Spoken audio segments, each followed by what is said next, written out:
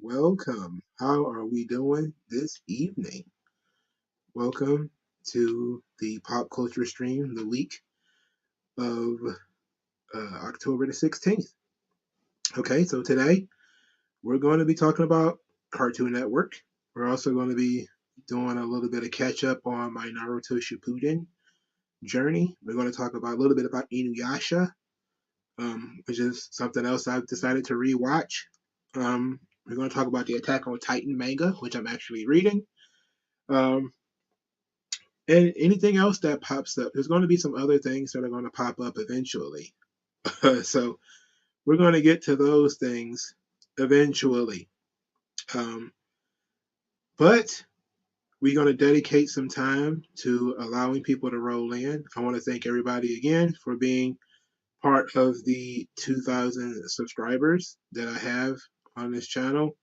I appreciate everybody who, whether you listen to this video all the way through or for just a few minutes, I appreciate you.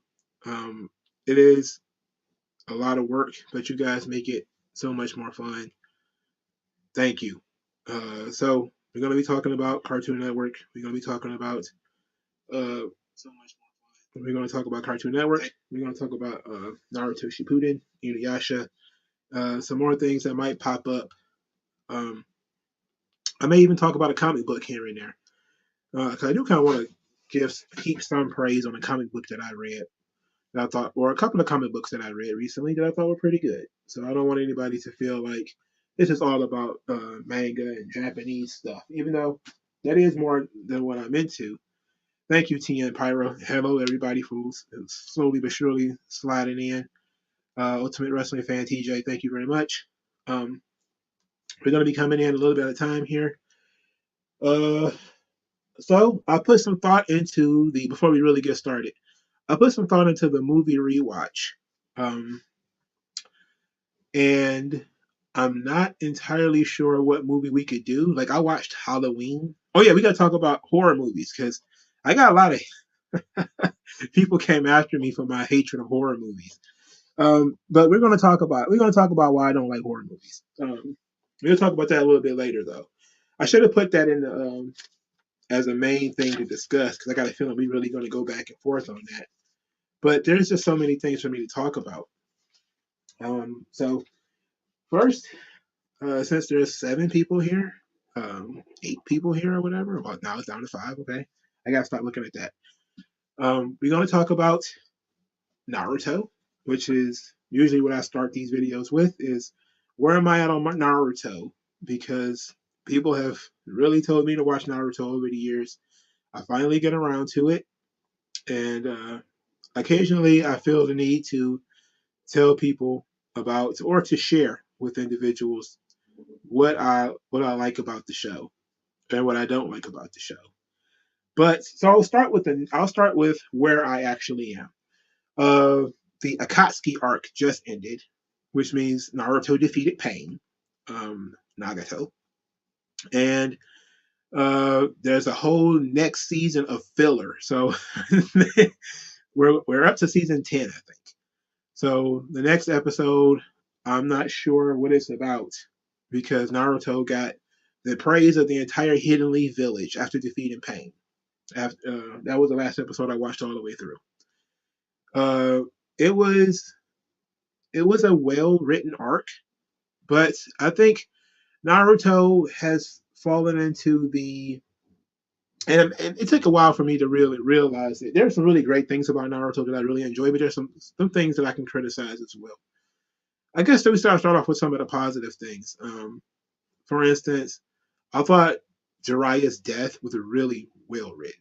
I thought it was. I thought Jiraiya sacrificing himself for the Hidden Leaf Village. Now, the problem that I had with it is that they foreshadowed it so heavily. Like the conversation between him and Tsunade, it was almost like if he knew that he was going to die. She knew he was going to die. Everyone knew he was going to die. And there was literally no chance of him going into the village hidden in the rain and coming out of it alive. There was just almost no way. So basically, you were just sitting there waiting for him to die. Like, how is he going to die? Because they didn't give you any, they didn't, give you any faith in Jiraiya, which is, I think, is wrong because he was very powerful. And as a character, we have seen him do some pretty cool stuff. But I will say this for the legendary signing, Tsunade got embarrassed by fucking Kabuto. And Jiraiya, in the first real fight that he was in, he got killed. And the only one who really looked tough was Orochimaru. Um, it was it was really sad that that's kind of how it was. But I would have liked for them to go into it, maybe Tsunade with a lot of faith that Jiraiya was going to survive, and then he ended up dying. Maybe not have him be overconfident, but maybe other people had confidence in him. I didn't like the idea that everybody kind of knew he was going to die. I didn't like that because it felt like you know he's just sacrificing himself for the leaf, which makes sense. But where's the faith in our heroes, man? Like, why don't our people believe in him? People who've known him 50 years don't believe in him all of a sudden. Like, it shouldn't matter how powerful Pain was, or what the legend of Pain is. We should have still had some belief that Jiraiya was going to live. So I didn't like that. Um, Itachi. A lot of people have, I've seen the meme of Itachi dying everywhere. It was interesting to watch, but I looked at it and said to myself, okay, Itachi doesn't get killed as much as he does what several villains in the show does, which is he fights to his very last breath, which is in some ways very honorable. And I don't like it. And because Sasuke isn't really a pure hero, I guess it's okay. But the idea that, he doesn't actually kill Itachi as much as he just kind of survives it. And then you find out later that Itachi kind of wanted him to survive it. So did he really beat him? Like, no. So it's kind of like it took the wind out of the sails of the big moment. Because it's like, okay, we were waiting for this, this big Sasuke versus Itachi battle. Then we finally get it. Itachi's clearly about to win when his body just conks out on him. And you're like, oh, wow, that's fucked up. And it seems like that's a thing that they do a lot in Naruto. And it was something that happened in Yu Yu Hakusho quite a bit too. And that bothered me a lot there too. Is, the villains would be super powerful. And all the hero has to do is kind of survive it.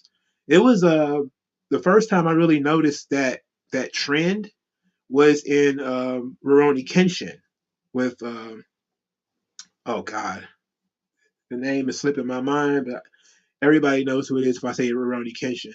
Because the body temperature of the villain, because he had such damage to his body, all Kenshin had to do was survive long enough for his body to conk out, and that's exactly what happened. But Shishio, Makoto Shishio, so that's his name. So I don't like that pattern in anime where the villain fights to his very last breath, and the hero just kind of is like, I can't believe he's so powerful. Oh, what do I do? And then the hero just kind of like, oh, use up all my chakra. Oh no, my body's beat up. Oh, I'm dead. Boom, conks over. You're like, oh, come on. It's like, the heroes never really get to win. They just kind of survive the shit, and that's the same thing that happened with Pain. Naruto defeated the last Pain puppet thing, so technically he did win. But the guy who was actually Pain talked to Naruto for 2 episodes before he finally just offed him fuck himself. So I was kind of like, oh god, what the fuck? Now I guess it's a way of not having your heroes kill people, you know, and that's a positive, I guess. If you want to avoid having your hero kill, just having the villains conk out is one way of doing it. Um, but I just kind of shrug on that one, dog. It's just a thing that happens too often. You could do it every once in a while, but I feel like it did it with Kim and Maru in the earlier uh, part of I think Shippuden, where his body conked out on him. They just did it with Itachi, and then they did it again with Pain. It was kind of like, all right, fuck out of here with that. You're doing it too much. It's a gimmick that's being done too many times. Um, yeah, Naruto has zero bodies. He literally does nothing but survive these fights. The interesting thing with the fight with Pain, which I think a lot of people were really excited for the fight with Pain, the fight with Sasuke, and the fight with the Sasuke Itachi fight. I thought they were interesting. I just didn't like the endings to them. Like I liked the Pain fight. It was very interesting trying to figure out the different pains, like how they work. I pretty much picked up on the rods were going to be important. I pretty much picked up on that. And of all the Naruto spoilers I've seen, and I've seen plenty over the years, this show was really old. I'd never picked up on there being more than one pain. No one ever told me there was more than one pain. So that was great. It was cool to see that unfold, at least without having that spoiled for me. Um, but I kind of figured once I saw that they were all different, that they were being controlled remotely somehow. And once they started taking the rods out of the corpses, I was like, okay, so it must be the rods. That he's feeding his chakra through the rods or whatever, and that's exactly what he was doing. So Al Hankerson says, "Hey, Manga, I'm writing stories about three godlike siblings who come to Earth for the hopes of testing humans, but become invested into their world and decide to protect them." I like that idea. You know, I like that idea. Got to turn one of them heel though. One of them has to decide to kill all humans for some reason. That way it would be you would have a villain and a hero who share an origin story, and but they go in different paths. You know, unless you're going to have some really fucking powerful human characters that are going to combat them, which you could do. You could have real powerful human characters. Um, Now, back to Naruto a little bit. The Madara Uchiha sort of reveal. I was kind of burnt out on Uchihas because like as soon as one of them died, another one popped up. I was like, oh fuck, you know.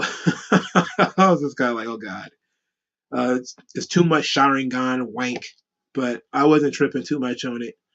But my big issue with the series so far is something that I just mentioned it when it comes to Yu Yu Hakusho, and I see it here in Naruto as well.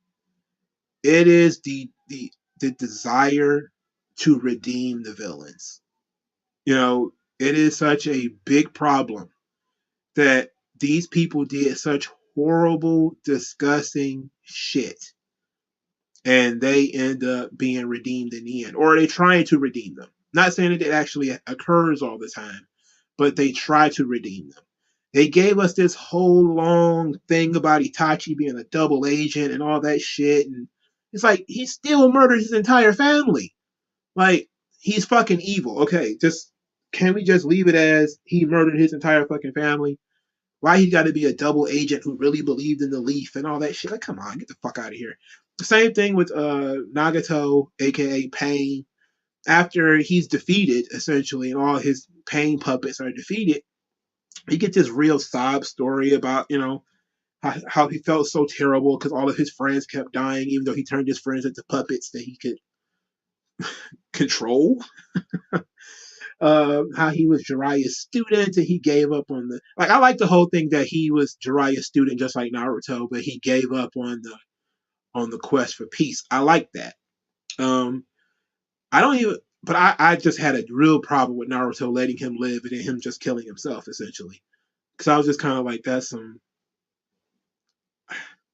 I'm just kind of like, the guy killed Jiraiya. The guy destroyed the Hidden Leaf Village. You give people a second chance when they do dumb shit.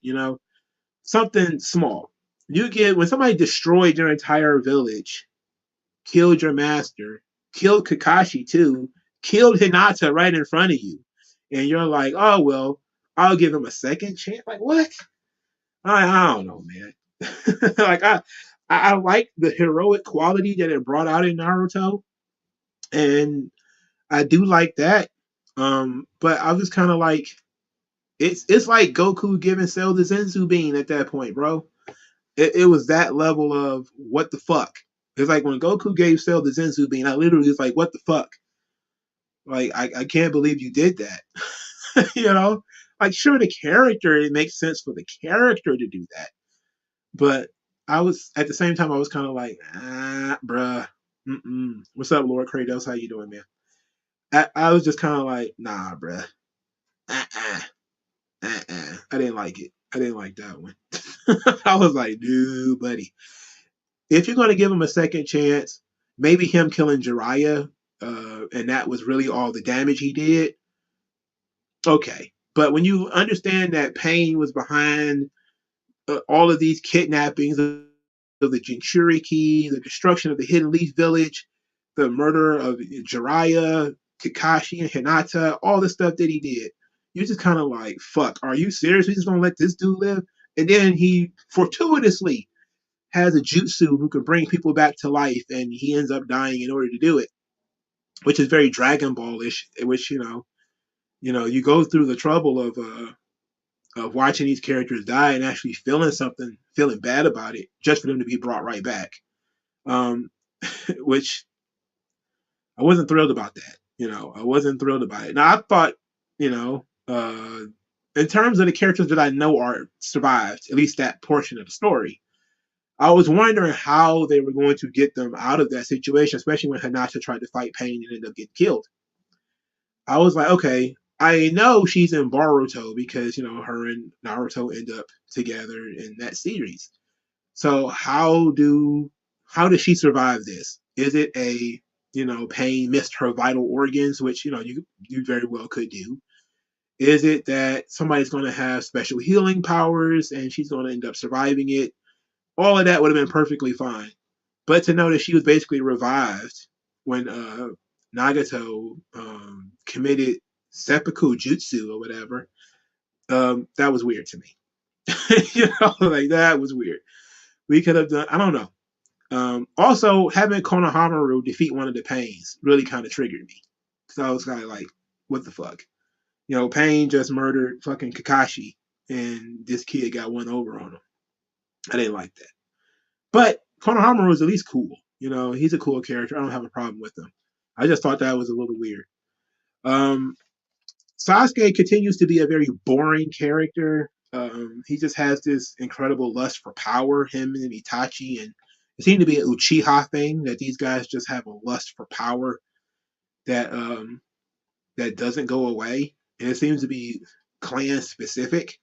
They just like power. Sasuke's character changed after Itachi's death to now he wants to destroy the Hidden Leaf Village. Since it's already been destroyed, I mean, what next? But I don't know how I feel about that because he spent, I don't know, they say he's 16 now. They might have been like 11. So he spent like 5 or 6 years of his life absolutely hating Itachi. Then after like one or two conversations, he's kind of like, my brother's sacrifice, all because of the Hidden Leaf Village. And I was kind of like, oh boy, here we go with this again. He just has to be the edgy boy, huh? Just gotta be edgy out here in these streets. But I don't know how I feel about it because he's not really properly developed and his crew is not really developed either. They just feel like extra characters. They feel like filler characters, like Jugo, and they just feel like filler. I don't feel like they've done anything yet to justify their existence. When they fought the Eight Tails, I didn't think that was very fun. It was okay, but I wanted to see all the different tailed beasts. I wanted to see all of them. I didn't. We only got to see three. One was getting kidnapped when we saw it, which was the two-tailed wolf thing, and the Eight Tails. We got to see that one, and we got to see Gara, and that was it. It was like, wow, where's the 2, 4, 5, 7? Where we could have spent more time on that and less on flashbacks to Itachi killing the Hidden Leaf Village, which we had seen, or killing the Uchiha, which we had seen 100 times over. Um, Maybe less on Nagato and his village hidden in the rain, that kind of stuff. Very, very rough patch there. But overall, I do like uh, Naruto Shippuden. It's better than I gave it credit for before I actually watched the show.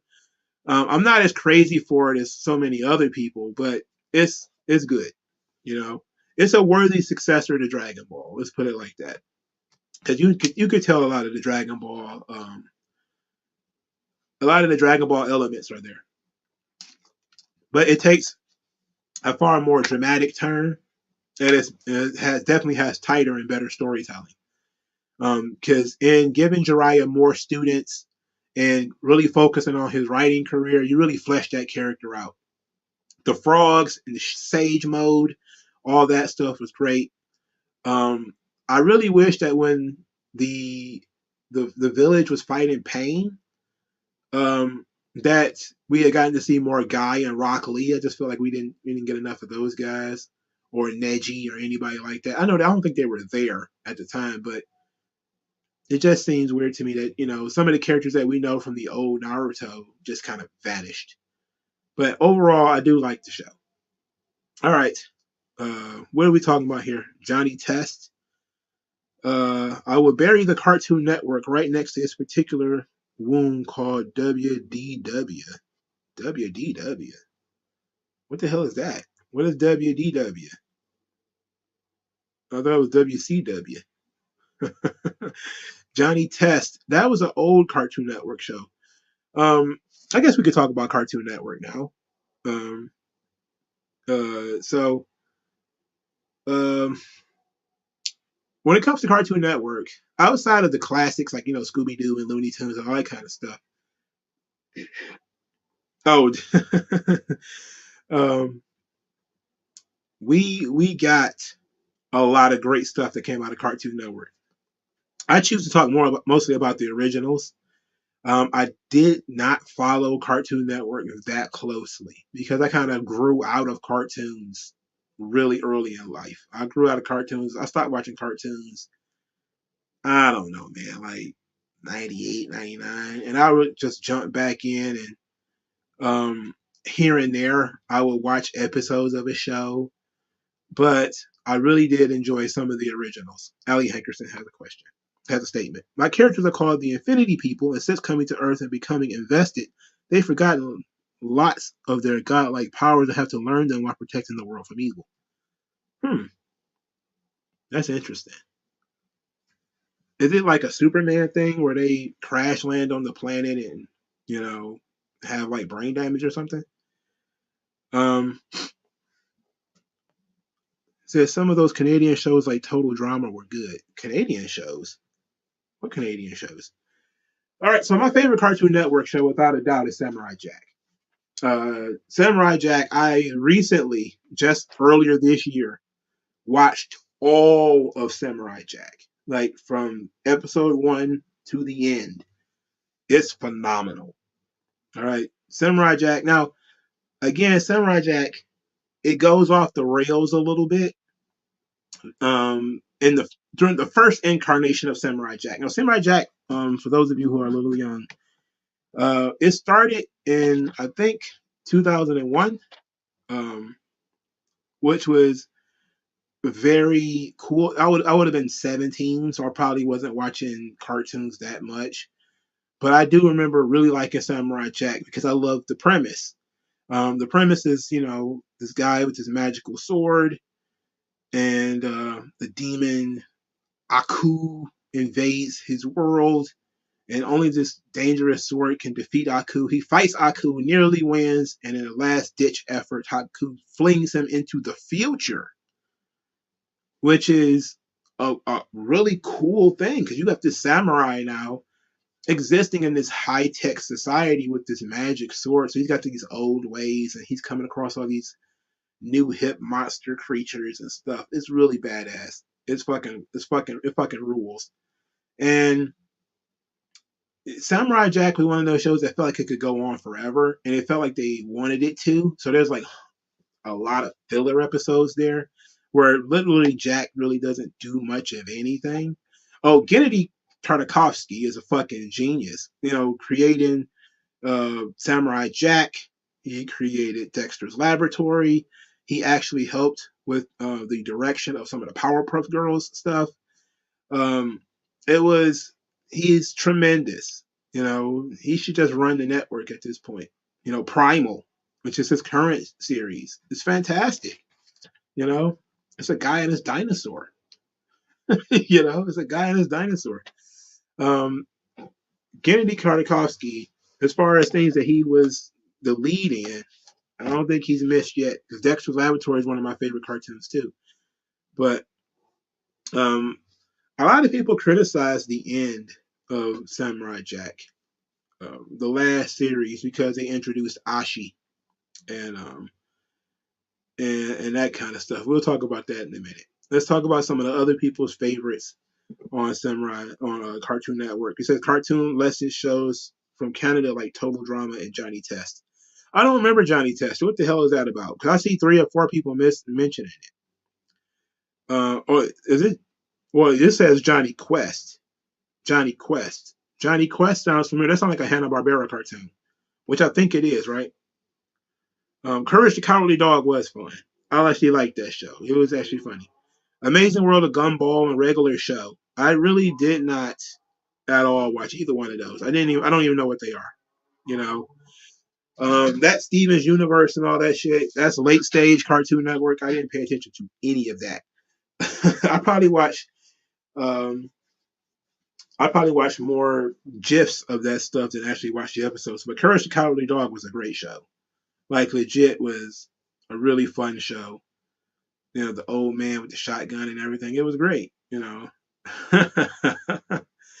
It reminded me for some. It reminded me for some reason of you know. The, I don't know why, but I always got it mixed up as a kid with Rocco's Modern Life, which I really like too.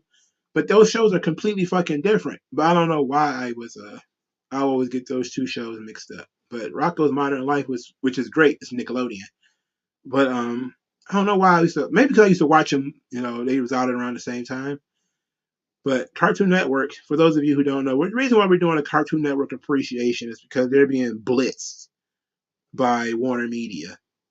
There's been tons of layoffs and tons of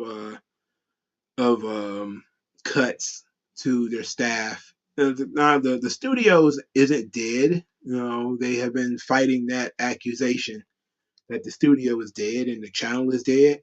They're just about to retool some things. What kind of things? I have no idea. I have no idea. But what is Regular Show about? It doesn't sound like it's going to be that interesting. And if it's Cal Art style art, yeah, you can save it. This big round eyes and Two Stupid Dogs was fine. Yeah, Two Stupid Dogs was fine. Um, Billy and Mandy. I believe I actually heard of that show. Matter of fact, let me Google that because I actually believe I maybe if I see the characters I'll understand. Because I understand the name Billy and Mandy, but I probably need to see the characters and see what they look like. I know a lot of y'all are big fans of Ben 10 too, which was on Cartoon Network, right? I know a lot of y'all were. I had never watched Ben 10. Um, People have been telling me to get into it. Oh, The Grim Adventures of Billy and Mandy. No, I didn't watch this. I knew the names, but I didn't watch this show. I don't like the animation. But I know a lot of y'all liked Ben 10, which is seems to be a favorite among people who really are big fans of Cartoon Network. People have told me that if I liked, Samurai Jack or something like that, it would it would be great. Um, so most Infinitons are very happy and peaceful, and their Infinity people scout for testing, find Earths, become invested. So much fun, they forget their main objective was. Oh, okay, okay. Ben 10 is Dwayne McDuffie. Dwayne McDuffie came up with Ben 10 because I know so many people like the show, but I never sat down and watched it myself. Um, it's really unfortunate because I heard so much. I heard so much about it, and I heard the Alien Force is basically like the Shippuden of of Ben 10, where he actually grows up and everything. Like it's a really cool premise though, where you got the kid and he can sample alien DNA through his watch, and then all of a sudden he can utilize those powers in battle. That's very fucking cool. Um, that's pretty goddamn cool, man. Maybe I'll actually watch that once I'm done with Naruto and kind of move Inuyasha up the light lamp a little bit. I'll run Ben 10. How many seasons was it? I'm looking it up now. I'm trying to see how many. Let's see. This is Ben 10 has 4 seasons. Ben 10 Alien Force has 3 seasons. Ben 10 Ultimate Alien has 3 seasons. Ben 10 Omniverse has 8 seasons. Ben 10 2016 has 4 seasons. There's 3 specials. There's even some, I think, movies and video games. This is a huge franchise. I had no idea about this shit. Um, I feel like I've been missing out now. This looks like it was huge. Yes, I remember every time I talk to somebody about Cartoon Network shows, I try to talk about Samurai Jack. They want to talk about fucking Ben 10. I'm like, I never see that shit. But maybe I need to actually go and watch it. 10 Pyro's a Scooby Doo guy. I like old Scooby Doo. I grew up on it though. You know, Scooby Doo is from the 60s. I grew up on Scooby Doo. I was never a big fan of Tom and Jerry though. I don't like Hanna Barbera cartoons, if we're being honest. Not a big fan of Hanna Barbera. You know, I'm more of a Merry Melodies kind of guy. I always find that that's the split. Either you're a fan of the Tom and Jerry. Well, Tom and Jerry is different, but the Hanna Barbera cartoons would be like the Flintstones, the Jetsons, which I never really got into. Huckleberry Hound, that kind of stuff. I never really got into that. I was really into the Looney Tunes stuff. Daffy Duck, Tweety and Sylvester, Wile E. Coyote and the Roadrunner. I really like that shit. Have I ever seen Fox Kids, and what was my favorite show? I remember back when Fox Kids used to have a Sonic cartoon, and it was Sonic and the Chili Dogs. What's that? Is that the Fox Kids that you're talking about? Fox Kids used to also run. What was that martial arts show? It was hosted by Bruce Lee's daughter, uh, WMAC Masters. I think all that shit used to come on Fox Kids. I used to watch Fox Kids. He used to also show Pokemon. Was on used to come on Fox Kids. Um, Ben 10, Alien Force, but Ultimate Alien is jumping the shark with super forms of the aliens. Omniverse is the soft reboot, and Reboot is a full Teen Titans Go reboot. Oh, yeah, so I should just watch what Ben 10, the original joint, and then maybe Alien Force. Give me a suggestion. How much of that shit should I actually watch? I probably ain't gonna watch it all. I'm not gonna hold you up. I probably ain't gonna watch it all.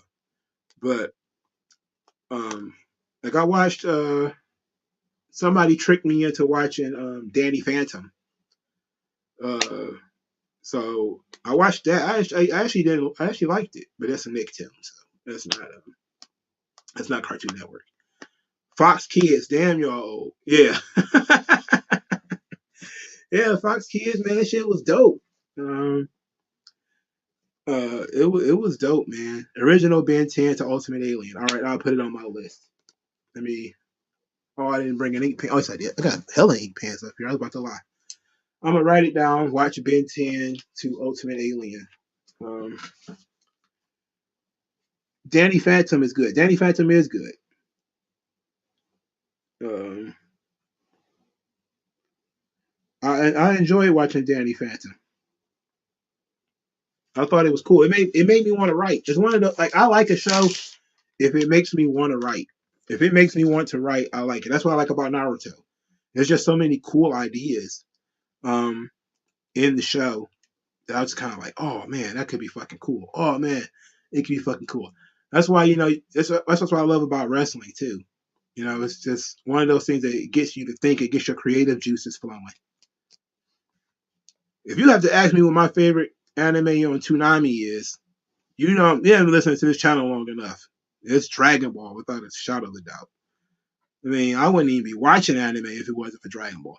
And it's not like I found Dragon Ball through Toonami. I actually used to watch Dragon Ball on the original Dragon Ball and Sailor Moon. They used to be paired up together. Dragon Ball, Sailor Moon, back to back.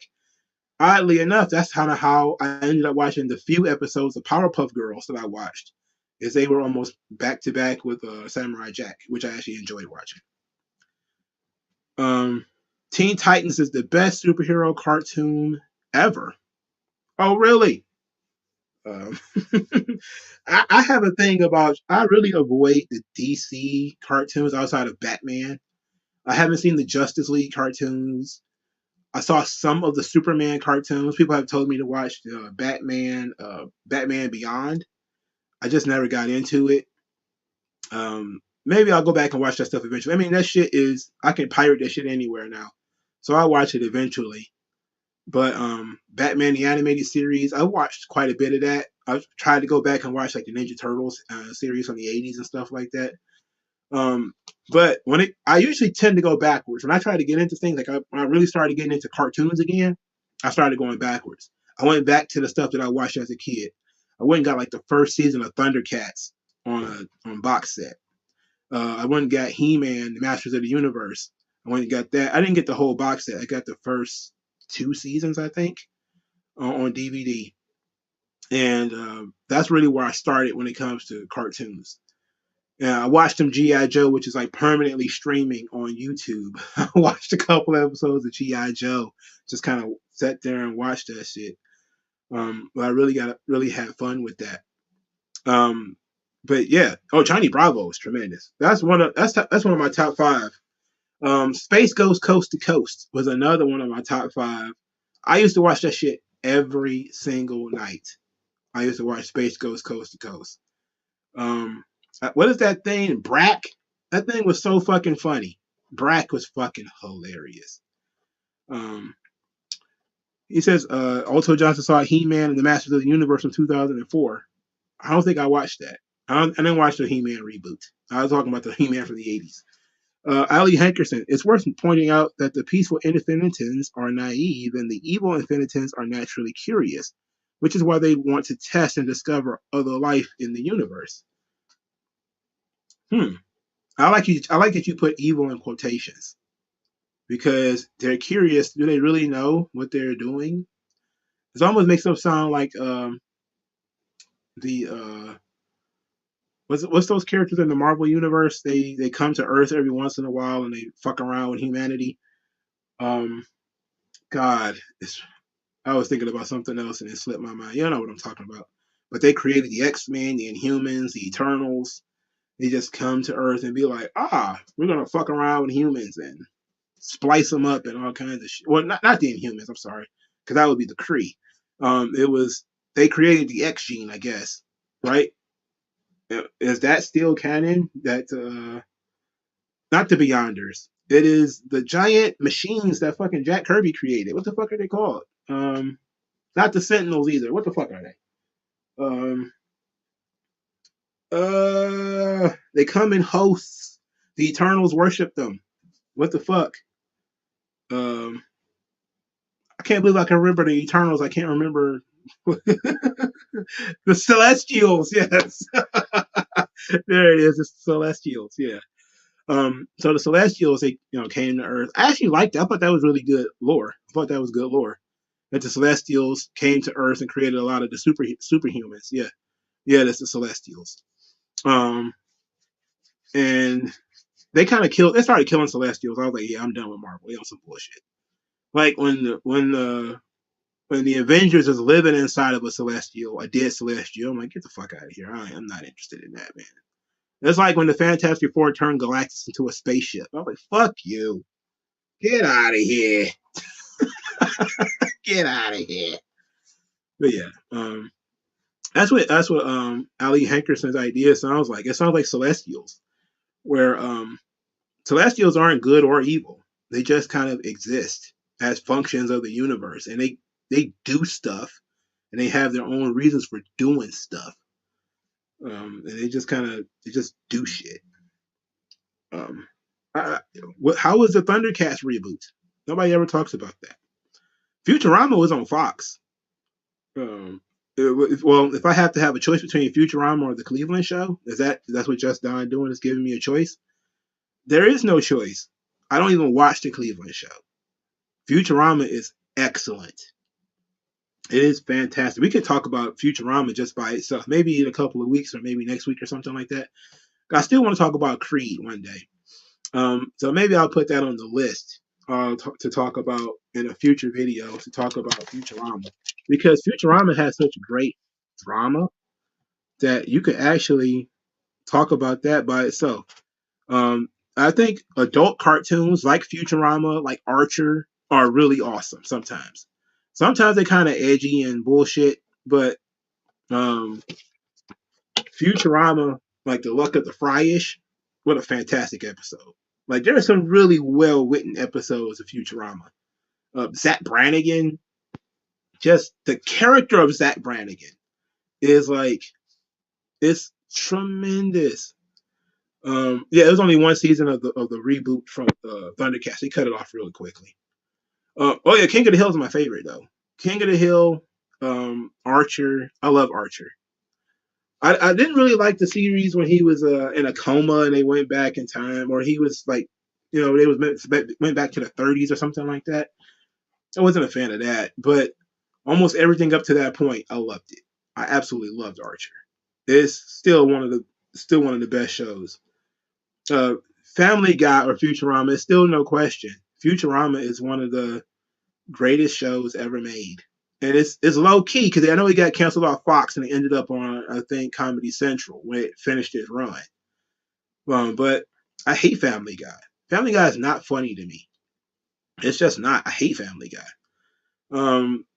I forgot which it was. It was me or my girlfriend that actually got to watch an Archer, but I don't know which one of us it was.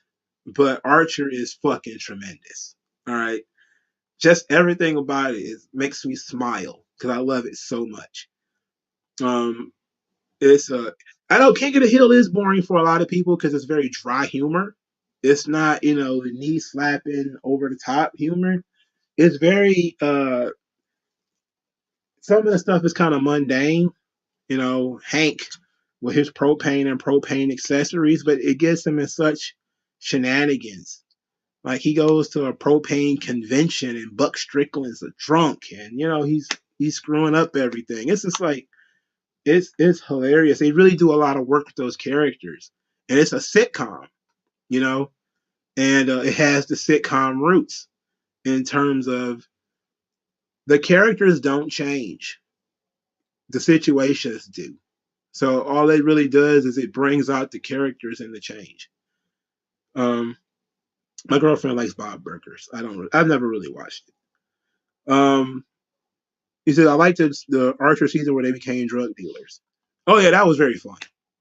Archer Vice, I think it was called. Yeah, that was fun. That was very fun.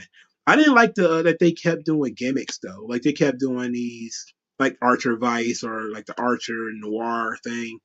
I felt like they deviated from the main story a little too much. Uh, what's your thoughts on Loiter Squad? I don't think I've ever seen it. I don't think I've ever seen it. Um, but King of the Hill, Futurama, Archer. If I don't care if I see those on TV, I will watch it. I love those shows. I should have been watching Beavis and Butthead too, but I'm not watching the. I watched the movie because I did a review of the movie, but I didn't. I'm not watching the show yet. I'm gonna let it have its run, then I'm gonna watch it all the way through. But I love the original Beavis and Butthead. I didn't like the first reboot. Lorenzo Granger says, I appreciated King of the Hill characters development because they focus on the characters and the human fix with the story with the characters in the show. Yeah. Like Hank doesn't change throughout the show. He has certain levels of growth throughout the show, but he doesn't wholesale change. Um, he just has more appreciation for certain things or less appreciation for certain things. But Hank is Hank from the first episode to the end. Um, so it was great. South Park. South Park. I liked South Park when I was younger. I kind of feel like South Park jumped the shark a long time ago. Like it's one of those shows that's kind of like The Simpsons, where it's like a zombie show, where it just kind of I don't understand how it still exists. Like I know people still watch South Park, but I know people probably feel that way like Monday Night Raw. Like it's still on the air. That's how I feel about South Park. I'm like, damn. Every time I hear that there's a new South Park season, I'm like, it's still there, and yeah, it still is. you know. They bumping out quality content with but I just don't watch it. I feel like the funniest parts of South Park is when I was younger. You know, I just don't feel like South Park. I think South Park lost its edge. It had its run, and then kind of Family Guy took over. I don't like Family Guy, you know, but I think South Park is definitely funnier than Family Guy. Family Guy tries too hard. Like the guy fighting the chicken and falling down the steps with his leg all over the place. It was kind of like, ugh. No, I watched the Family Guy Simpsons crossover episode, Disturbed. And I'll never forgive them for forcing me to watch so much Family Guy. Beavis and Butthead is tremendous. I liked it, you know, when they did the movie, they updated it a little bit, which was fun. You know, Beavis and Butthead, you know, coming across white supremacy and all that kind of shit, made it fun. But that's kind of what Beavis and Butthead has always been about. It's been about lambasting current culture, whatever it is. And then they would play a music video or two, you know, and then they would either talk bad about it or talk good about it. But I think they just put the music videos on there because it was on MTV. MTV used to have some good adult cartoons too, like Undergrads. I thought Undergrads was a really good adult cartoon. It was a shame that they cut it off so soon, and that's what pissed me off about MTV. They would have some really cool stuff, Daria, Undergrads, Beavis and Butthead, but it wouldn't be there that long. Um, it would be a year or two and it's gone. Aeon Flux, year or two and it's gone. You know, you'd be like, damn, I like this show. It's already gone. American Dad is better than Family Guy, but you know, just kind of like it's okay. You know, the gay alien in the attic that was kind of weird. You know, that's kind of weird. Did I like the show Mad or Robot Chicken? I liked Robot Chicken when I was, or I guess you mean the Max. I never watched the Max. Um, Robot Chicken was something I watched when I was younger, but that's when I felt like they were jumping the shark. I was never really a big fan of Robot Chicken. I always like my Adult Swim to be basically anime. That's really all I really liked from Adult Swim. I didn't watch any of that extra stuff. Um, South Park switched to episodic storytelling. Oh, that's interesting. So eventually they got to grow up then, right? Eventually they have to get a little bit older. I wouldn't criticize South Park for the characters not growing up. It's a sitcom. Why should they grow up? They're not going to care. They're not. A lot of the humor, the cringe humor of South Park is because it's kids. You know, I think that one of the smarter things you could do is if you're not going to grow the kids up, you just expand the roster, which is what they seem to have done. They created more kids. Like my favorite character on South Park isn't even one of the original kids. It was Butters. Butters is legit fucking funny. I love Butters. Like he is an excellent fucking character. You know, he's so naive, he's so sweet, and he always ends up in these fucked up situations. I love Butters. That's the only like I will watch Butters themed episodes of South Park, but I won't watch South Park.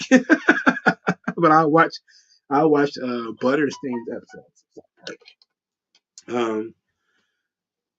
Me too. When Adult Swim forces on anime, it's amazing to watch. Yeah, when they spent the money on getting anime, and they would get diverse anime, where they get like an action adventure show, then they might get like a harem show. There's always like 100 Gundam shows. I never could get into Gundam because I could never tell the goddamn stories apart. It's just a giant robots all the time. Um, but it was fun, you know. It turns out Token is pronounced Token. So that's his name. The black kid on South Park is Tolkien. Oh man, like I, I can't believe they really let that kid be named Token like that. That's hilarious. That's hilarious. It's hilarious that they named that kid Token and they got away with it. Did you like Ultimate Spider-Man? Drake Bell did okay Spider-Man. Did I actually even watch that? Is it a cartoon? The last Spider-Man cartoon I watched was the MTV CGI Spider-Man. What is your thoughts on Neon Genesis Evangelion? I hate Evangelion. I hate it. I know it's like one of those classic anime that you can't say nothing negative about. I hate it. I hate that show. To me, I didn't get it. I watched that whole show and was like, at the end, I'm like, I don't get it. I don't get it.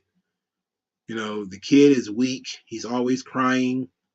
He never seems to stop crying. He never seems to stop whining. I don't like the whiny um main characters. I can't stand it. It's so annoying. Him being bullied by those women and stuff like that. I couldn't take it, you know. The girl who had no change of personality or emotion at all. I think she grew probably a little bit in the series, but not much. Maybe it was some stuff about Evangelion that I missed, but I didn't. I watched it and I was like, you know what? This is one of those things that I'm just not going to get. Um, I did like Gurren Lagann, but I didn't like it as much as everybody else did. I thought Gurren Lagann was fun. I like how they went from underground to the moon and the sky and everything to the top of the universe. That was great. But there was, I think, some missed opportunities there in terms of the drill's powers and shit like that. Kill the Kill, I hated that show too. There's some really uh, cool anime that other people really love that I watched pretty much all the way through. I had to force myself to watch Neon Genesis Evangelion because I wanted to quit, but I kept watching it. And I had to force myself through Kill the Kill because I wanted to quit that too. In fact, I did quit Kill the Kill, and then I went back to it and watched it all the way through. Um, I should have went with my first mind and quit. G-Force or Voltron. Uh, Giant robots. Voltron, I actually know what that is. I don't know what G-Force is. Um, Lorenzo Granger. My favorite Adult Swim anime is Inuyasha, Cowboy Bebop, Trigun, Wolf's Rain, Ghost in the Shell. Adult Swim had excited anime action. I know all of those, and I love them all. Wolf's Rain is a show that I've seen episode 1 to the end and remember none of it. Ghost in the Shell, I remember a lot of those episodes in that show. I remember watching that show. I don't remember much about it. Inuyasha, I'm actually currently rewatching Inuyasha from the beginning.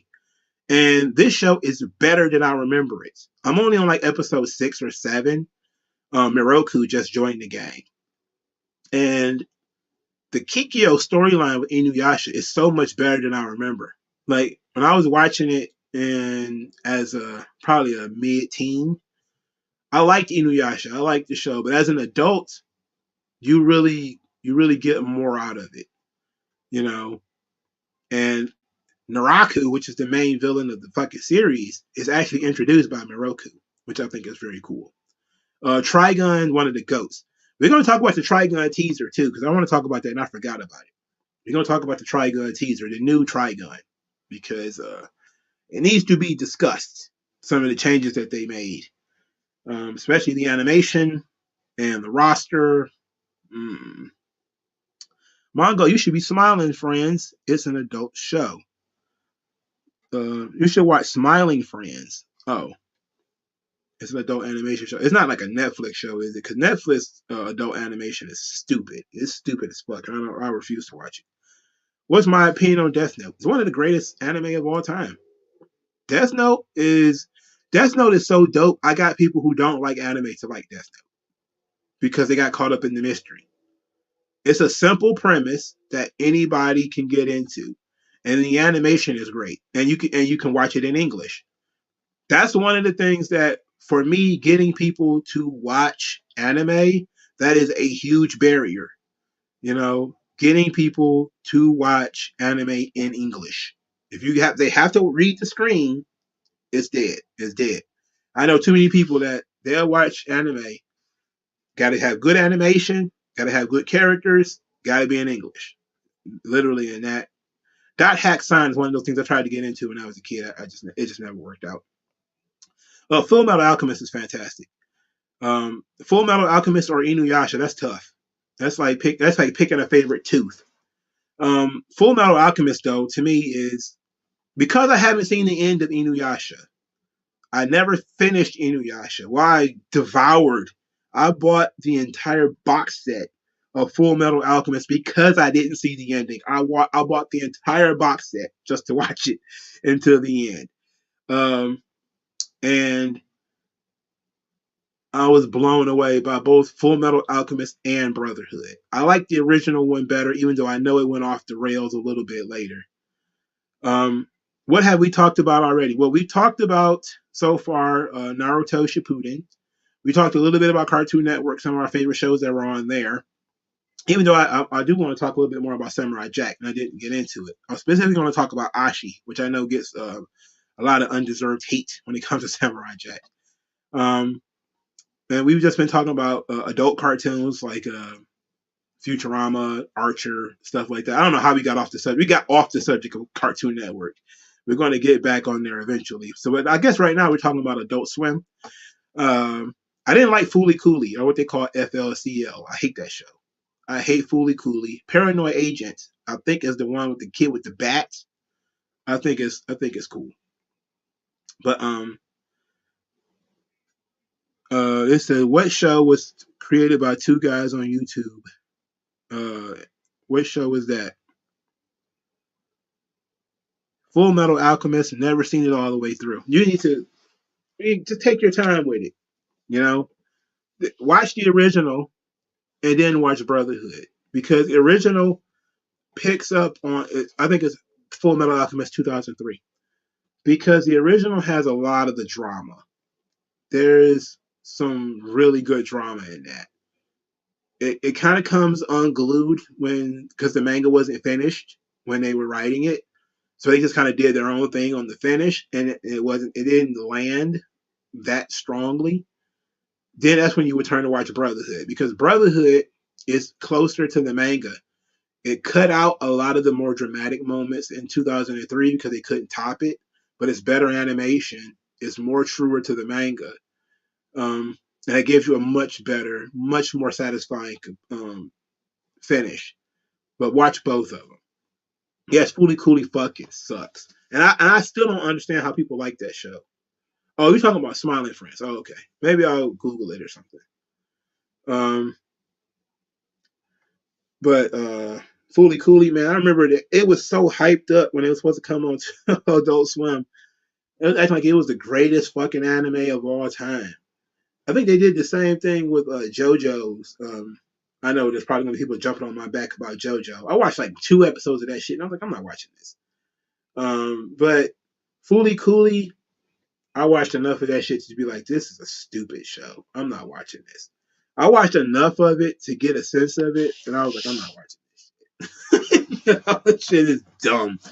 It's a stupid show, and I watch Fooly Cooley every time it came on because I watched that whole block. And I still don't know what the fuck that show was even about. I just don't have any idea what it's about. I figured somebody here was going to like JoJo. Bleach, I never really got into it. Bleach, I watched enough of it to know some of the character names, but everything I know about Bleach is they got chicks with big titties in it. That's about it.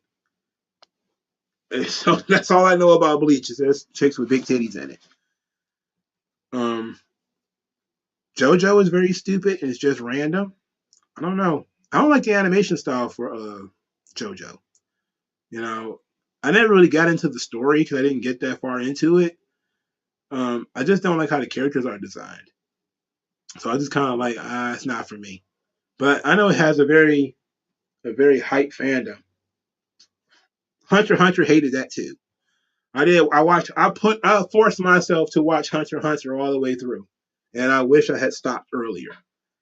Hunter x Hunter, boy, it was just boring. It was so boring. Fuck, it was awful. Um, I was just so bored with Hunter x Hunter, man. I was kind of like, oh no, because I was told this is the greatest anime. It's so fantastic, and there's elements to it that I think are good, but I ultimately was not all that impressed with Hunter x Hunter. I just didn't care. I felt like it was faux intellectual in a way, especially when we got to the ants. And that's why I was told. Everybody's like, "Oh man, You gotta hold on, man. You gotta get to them ants. That ant art that shit gonna blow your mind. And I gotta sit here and watch this motherfucker play chess with some snotty nosed blind girl for 40 minutes. I'm like, oh hell no. I'm not about to watch this shit. I don't want to watch this. That started out with a bang though. Like the dude ate his mom. That was badass. I was like, oh hell yeah. We about to get it on. We started seeing characters get eaten that were important early in the show. I was like, oh shit. Now we didn't spend a lot of time with those characters, but it was freaking cool. Karapika, I was really on the Karapika train. I'm like, oh, they're killing his people and stealing their eyes? Oh, that fucking rules. He doesn't show back up in the series. I was like, okay.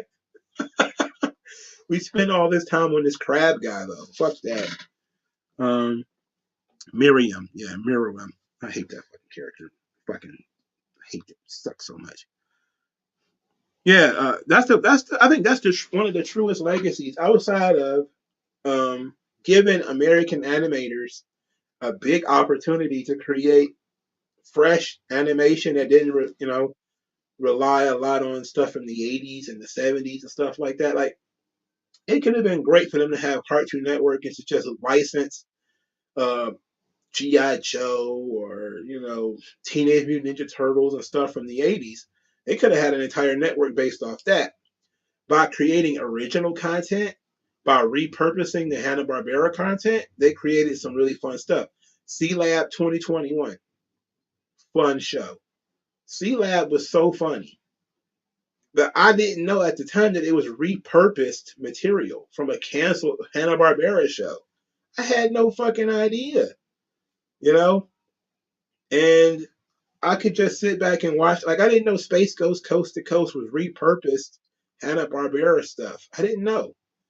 It's so fucking creative to take something that already exists that most people don't know exists and repurpose it in a way that could be really fun. Space Ghost Coast to Coast and C Lab 2021 was that. It was really good. What's my opinion on Hisoka? You talking about the gay Joker? Um, I just thought it was like a weird clown character. I know that I like the spiders. I thought that was a cool idea. Again, I was big on Karapika and Hunter x Hunter, but I just felt like we kind of got honey dicked on that thing because we never got to finish to it. I know. I don't think that they finished it in the manga until recently, but um, I just felt like he was not really all that interesting of a villainous character. That his obsession with Gon was kind of weird, especially when he was staring at his butt that time. I was like, oh hell no. Did you see the Ghost in the Shell movie or TV show?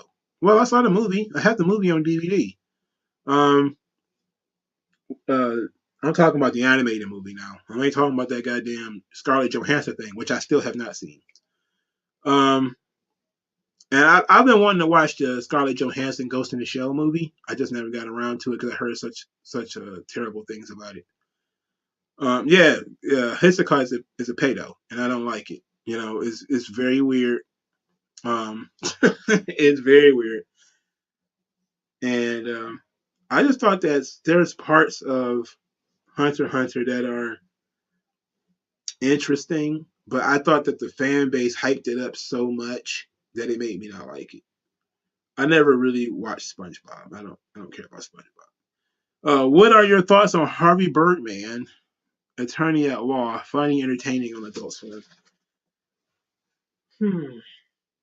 I, I think Birdman is one of those shows that it's the same as C Lab and Space Ghost Coast to Coast, where it's repurposed things from other shows, but I never really got into Harvey Birdman. There's still some funny stuff in it that I saw, but I never really like jumped for joy at the idea of watching Harvey Birdman.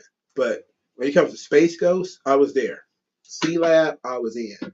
Um, what's the show with the talking French fries or whatever? I thought that show was funny. But Harvey Birdman, not so much. Uh, Boondocks or Futurama?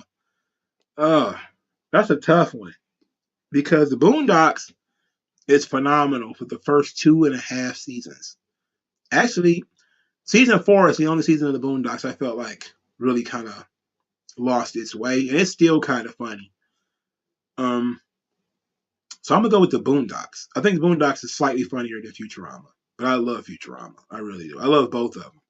But the Boondocks is such a deep show, and since it speaks almost directly to you know the black experience, I tend to agree with that a little bit more. While Futurama is basically sci-fi, generic sci-fi too. For like, it's still a lovable show, but I just the Boondocks is just so quotable, such so fantastic. But there's moments in Futurama that are so much better than some of the moments in the Boondocks. Because Futurama has those dramatic episodes sometimes, you know, like the episode where Fry's dog is outside the restaurant and just kind of waiting for him. That's so fucked up. That's such a gut punch, you know. It's so tough to watch, and that's what makes Soup Futurama so different. Did I ever watch Johnny Quest or the Venture Bros? I did watch the Venture Brothers. I watched a little bit of it. I wasn't dedicated to either show, to be quite honest. Yeah, fan bases will ruin the show, and I was essentially bullied off of anime sites for not liking Hunter x Hunter or Evangelion. I used to go on those sites and be like, "Man, Hunter x Hunter sure does suck, doesn't it?" And everybody be like, "What? What are you talking about? It's so malicious. Yo, watch the storytelling." I'm like, "Yeah, I'm looking at the storytelling. For starters, the show is boring. It's taking all this time to explain the battle system. It seems like it doesn't even matter. And in the end, I know they were kind of setting it up for Gon to blow his load. But at the same time, I was like, I don't really care about this character that Gon cares about because this guy supposedly knows his dad. It's like, but they just met. You know, they literally just met not too long ago, and that was kind of it. Aqua Teen Hunger Force. That's what it's called. Yeah, the that show was kind of funny too. I think that was also repurposed Hanna Barbera stuff. But that was a funny show. The talking meatball. This shit's hilarious. Like sometimes you can do off the wall silly shit like Aqua Teen Hunger Force and it'd be funny. Kite. I got Kite on DVD. That's nice. It's a pair of OVAs though. The movie. You want to talk about that movie? I don't think anybody wants to talk about that movie though. The Kite. Yeah, Kite. Oh boy. Unless you're talking about some other kind of kite. I instantly thought about the anime Kite. But I don't know. Squidbillies. I don't think I watched it. Um, Death by Snoo Snoo. That's one of the great, great memes that come out of Futurama. Excellent Futurama meme. Futurama meme. Fantastic shit. I enjoyed the fuck out of that. What else we got here? Okay. Wait a minute. What's happening here? Oh boy. Kite from Hunter x Hunter. Oh, okay. Yes. That's the guy that got killed. Yeah. That was his name. He got killed by the cat girl or the cat guy or whatever the fuck it was. It was a cat. But Hunter x Hunter lost me when I kept getting so much backstory on people I didn't care about. You know, like that was the thing that ruined the show for me. Not only did the ant arc, I don't think it reached its full potential. Um, I was disgusted. But then when it got to we're getting backstory on this guy and animals love this guy, so the ants are liking him. I was like, oh come on, just come the fuck on, really. Let's let's do something else. Let's move on. When we spending so much time on what was this like a crab guy or something like that? Like, come on, too much backstory. And then they tried to redeem the villain at the end with him falling in love with the blind girl. I was like, oh, fuck this. Like, just enough of this shit, all right? Enough of it. Yeah, the backstory for the side characters, the characters that don't even matter. I'm like, come on, man. Look, I appreciate the attempt, but don't give me backstory for characters that are not going to matter. Just save it. Fucking save it. Save it for the manga or something like that. We're watching the anime right now, and I absolutely do not care about the backstory for these side characters. Um, I really do appreciate Cartoon Network back in the day because variety of shows, Cartoon Network knew how to entertain the audience. Have action shows, comedy shows, Cartoon Network's fun. Yeah, and their original content was the same way. They would have some action adventure content like Samurai Jack or Primal, which they have now. They would also have like Powerpuff Girls. It was something for boys and girls. They would have comedy stuff like Johnny Bravo and Dexter's Laboratory. There would be like offbeat shit, like all the repurposed cartoons at the end of the night. Then there was some anime. Later in the middle of the day, Toonami, that 4 o'clock to 6 o'clock, I think, block where you had Dragon Ball and Gundam, and I think Cyborg 009, and sometimes it would be Lupin or whatever that would come on in the middle of the day, and then you would have late at night Adult Swim. On the weekends it'd be Adult Swim, Cowboy Bebop, Samurai Champloo, Outlaw Star, etc. But then you could get good old Scooby Doo. You could also get good old Tom and Jerry or something like that on there. It was just fun. It was great. Have I seen the old animated Matrix movie? I'm pretty sure I have seen it. I just don't remember it. Um, Adventure Time was amazing. I don't think I've ever watched Adventure Time. Let me Google Adventure Time to see if I've ever seen it. Adventure Time. I don't think I've ever seen it. I'm pretty sure. No, I didn't ever watch this. I'm looking at the. I always remind things by character design. This doesn't look like anything I would have watched. It says first episode 2010. No, I didn't watch it. I don't like the art style. The animated Matrix movie. I probably have seen it. I just don't remember that much about it. The Eric Andre show. I don't know what that is. What's this about Jericho? What did Jericho do? Yeah, I hated the backstory for the side characters in Hunter x Hunter. I thought it was stupid because we're not seeing these characters anymore. They're going away. I get that you want to get all that. Like, I think some of that shit was filler. I just didn't know about it, but I can't stand it. I hate it. Hate it so much. Um, I hate it so much. Now, when it talks about Adult Swim, you got to talk about Trigun. So there's a new Trigun series that's about to come out called Trigun Stampede. It got Vash to Stampede on the show. There will be Meryl Streep, Nicholas D. Wolfwood, but no Millie Thompson. Um, Jericho said everything that Bray said wasn't believable. Yeah, he's a moron. I think he was just hating. He just hating. Since you've seen Naruto, is it grown on you? That's your favorite? No, it's still not in the same class as Dragon Ball. It's to me, Naruto is making a similar mistake to Hunter x Hunter and similar mistake to Yu Yu Hakusho, and that is they're doing too much in the way of flashbacks, and they're going too hard with attempts to be dramatic.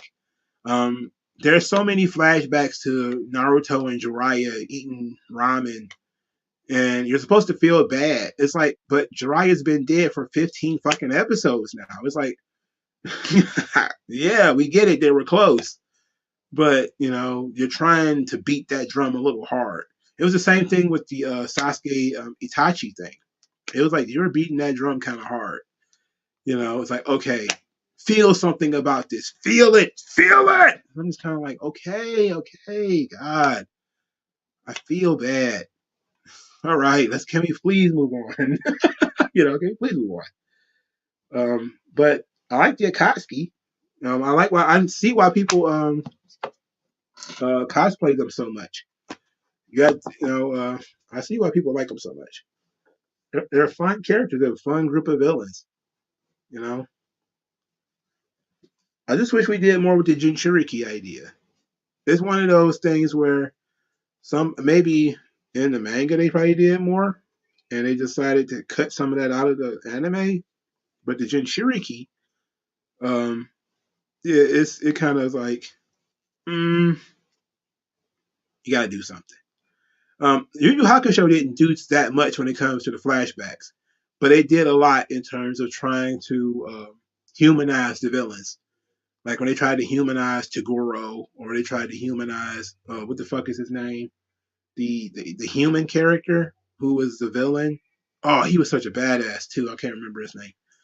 But they tried to humanize him after he's already beaten. He's already done horrible shit to people, and now it's like, but he had cancer. I'm like, what? I don't give a fuck about his cancer, man. You see all this horrible shit he did? He turned on humanity and started hating humans and shit. And now you're telling me, oh, but he was sick and he's dead, he's dying. I'm like, oh, you know what? I don't care. Trust me, I don't care. Sensui, that was his name. Shinobu Sensui. He was my favorite villain from Yu Yu Hakusho. He's so good. Such a great author. Such a great character. Naruto is annoying with the flashbacks. I blame that on the studio who works on the show. Have you read the manga? Is it the manga not like that? Um, he says, I love Hidan and Kakazu. A fan of Kisame and Itachi, too, of course. Hidan was fun. You know, Hidan was fun. Hidan was fun. Which death was sadder, Asuma or Jiraiya? Oh, Asuma, easily. Asuma really fucked me up. I knew Jiraiya was dying because I had seen the meme so much. I didn't know Asuma was going to die. So I was kind of fucked up about that one. I mean, that's the thing about being in the anime clubs and all that kind of stuff. People spoil shit. That's why I kind of put out that community post about about Kakashi. I'm like, oh, nothing bad's gonna happen to Kakashi. Even though I know it's still probably far, far in the future. Um, I felt bad. Um, so, but I felt bad for Asuma. I was like, that's fucked up. I really felt bad for him, and he was I wouldn't say he was the first sensei to really fall, and I was just kind of like, oh man, this sucks. Like it sucks. And when you watch the Hidden Leaf Village get destroyed, and I was like, oh shit, 'cause I didn't know that was coming either. Like as much as I'm hanging around people who love Naruto, it's just so much of it that has not been spoiled for me. So I was like, oh shit, he just wrecked the leaf. No wonder everybody liked Pain so much. He fucked the leaf over hard. Killed a couple of really important characters. I'm like, shit, this shit like the end of the fucking series. Like, how do you go from how do you go anywhere from this? You know, like how do you get anywhere from this? He just pushed the whole Leaf Village out of existence, and then murdered a couple of characters from the original series, just stabbing them with rods and shit. I'm like, wow, this is fucked up. This fucking rules. And then they come back. I'm like, wait a minute. Wait a minute.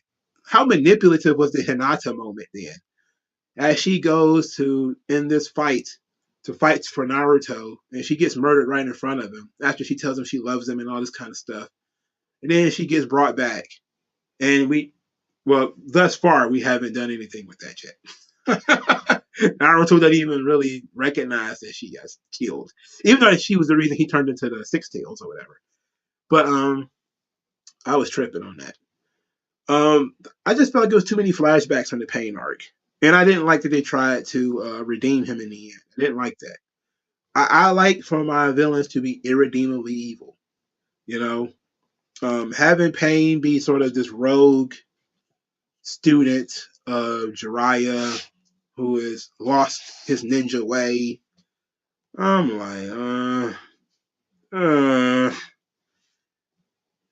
whatever. Like whatever. Okay. I like the I liked the mystery of the pains, like why there were so many of them, why they all could do different things. How they all seeing with the same eyes. I thought that stuff was very cool. Even though, if you were really thinking about it, it would have made sense for it to be a puppet master anyway, because they could all see from the same eyes. They all had the same sort of chakra link and everything. I mean, looking back on it, it makes perfect sense. Yeah, it's just one of those, just kind of like Gara was just another evil version of Naruto. Um, and I was kind of like, okay, I get it, but I didn't like the end. I didn't like the resurrection stuff. I wanted him to be like pure evil, and even if Naruto didn't kill him, I just wanted him to be pure evil. You know. And then the paper girl, whose name I didn't even bother to remember, she just voluntarily quit the Akatsuki. I was like, what? This guy just gonna quit. like Danara blew himself up rather than be embarrassed.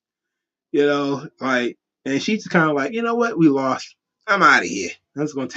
I'll take these corpses and leave. I was like, what? And go where? Do what? Look at all this horrible shit you did. You're standing in the middle of a destroyed society that pain destroyed. And all the Hidden Leaf villagers are kind of like, bye, see ya, throwing Naruto in the air and shit. Like, what the fuck? No, they would have hunted that bitch down. She had to kill him to get out of there. But I was just kind of like, oh man. Oh, Conan, that was her name. Yeah, you're right. Yeah, Kakashi definitely would have died if Naruto didn't show up. And they pulling a Goku with Naruto, I noticed. Naruto is always off training while everybody else is getting their ass beat. And then Naruto shows up at the end, nearly wins, but he ends up winning the day anyway. He doesn't always, catch a body like Goku, but he ends up being the good guy in the end, which is a Goku strategy. You take him out of the story first. Did I talk about WWE canceling day one? Nah, because this is the pop culture stream, but I'm not surprised. I'm not surprised they canceled it. It was a gimmick pay-per-view. What I am surprised of is Triple H has not announced Starrcade yet. Which I'm pretty sure there will be a Starrcade pay-per-view because Triple H is in charge. So there probably will be a Starrcade pay-per-view. I can see it coming. Yeah, he shows up just in time to save everybody. I like that when Naruto did pop up against Pain, though. Like, he was a monster. Like, he came in and was instantaneously made an impact. I did like that. That was very Dragon Ball-ish. But Pain seemingly was unbeatable. That shit was pissing me off, too. Because I'm like, all right, we just saw one of these Pains get beat up by Konohamaru. And now this one is not only wrecking the Leaf Village, but surviving Sage Mode. He's fighting the fucking Nine Tails. I'm like, what the fuck is going on here? Like I can't believe Naruto achieved Sage Mode and didn't even fucking win with it. Just kind of burned it out quick, like immediately. It was the same thing with the Super Sharingan thing he created. It's like he spent all this time creating this thing, burned it out immediately. And I was just kind of like, wow. Remember Morph from X-Men the Animated Series? What he ever put in any other X-Men shows, movies, or TV show? Is Morph in one of the movies? I'm not sure if he's in one of the movies. I know he's not in Wolverine and the X-Men. He's not in that. I'm not sure if he's in any of the movies, though. He might have been in First Class or something like that. I don't remember the fuck out of that movie. I don't remember that shit at all. I pushed a lot of First Class out of my brain because I didn't like it. But he wasn't in the original movies. I don't think he was in any of the reboot stuff either. Morph is not really that important of a character, and even though he was important in the animated series, and they did a good job with him too, I think they did a really good job with Morph, especially with him coming back being sort of evil at the end. Even though he wasn't evil, he was kind of pissed that they left him, and Wolverine punching him in the gut. Wolverine punching Cyclops. That was great. That was good shit.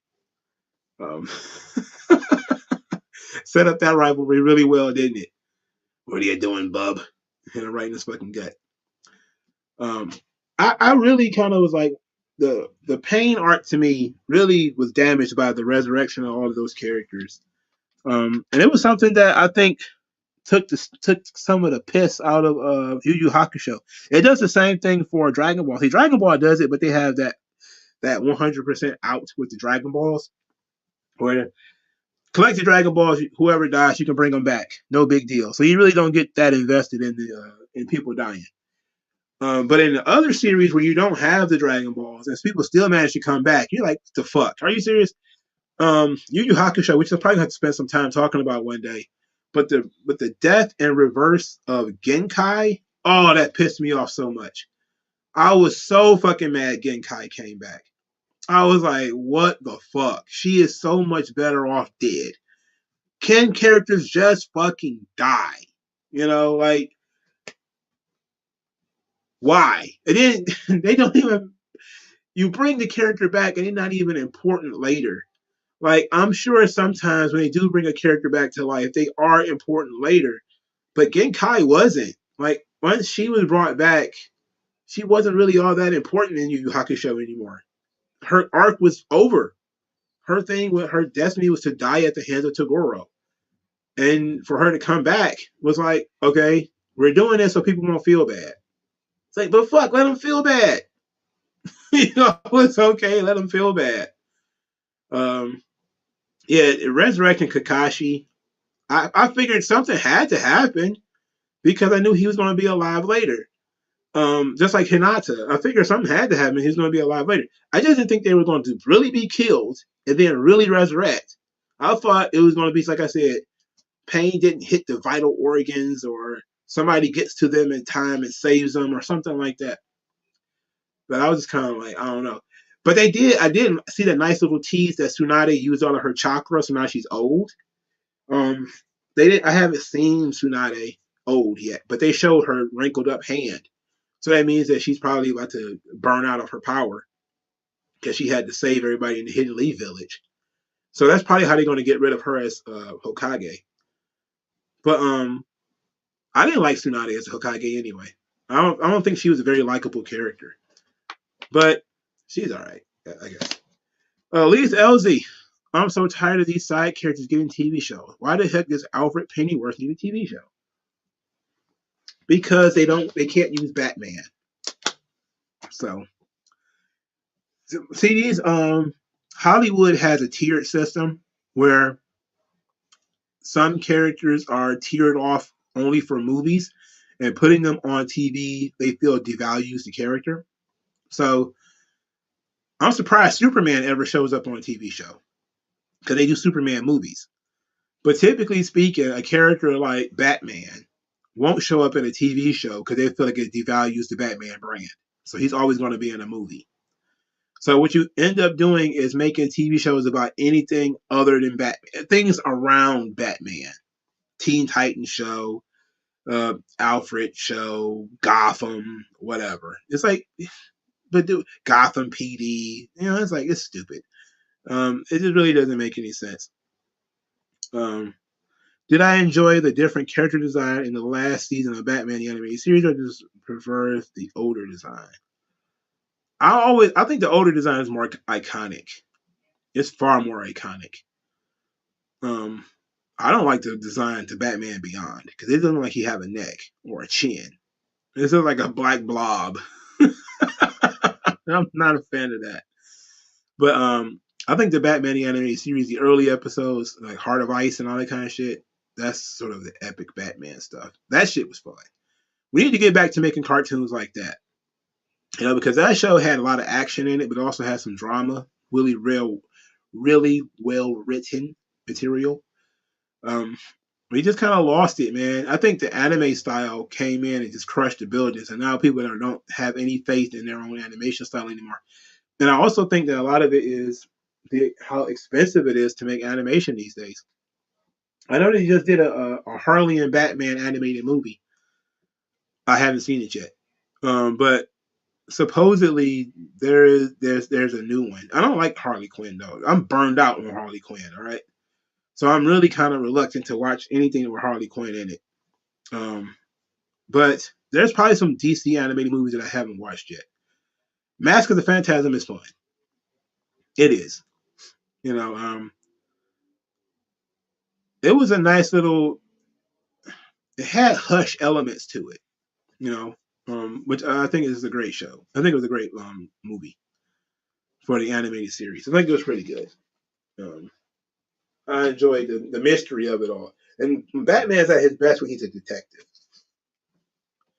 Have I seen the latest Green Lantern animated movie? Jon Stewart is the main character. No, I have not. I didn't even hear about it. Matter of fact, I did hear about it because one of my favorite YouTube channels talked about it. Um, DBZ still manages to make deaths sad, even though they're coming back, like the Majin Vegeta death. Well, yeah, because the Majin Vegeta, when he committed that, it was all about cleansing himself.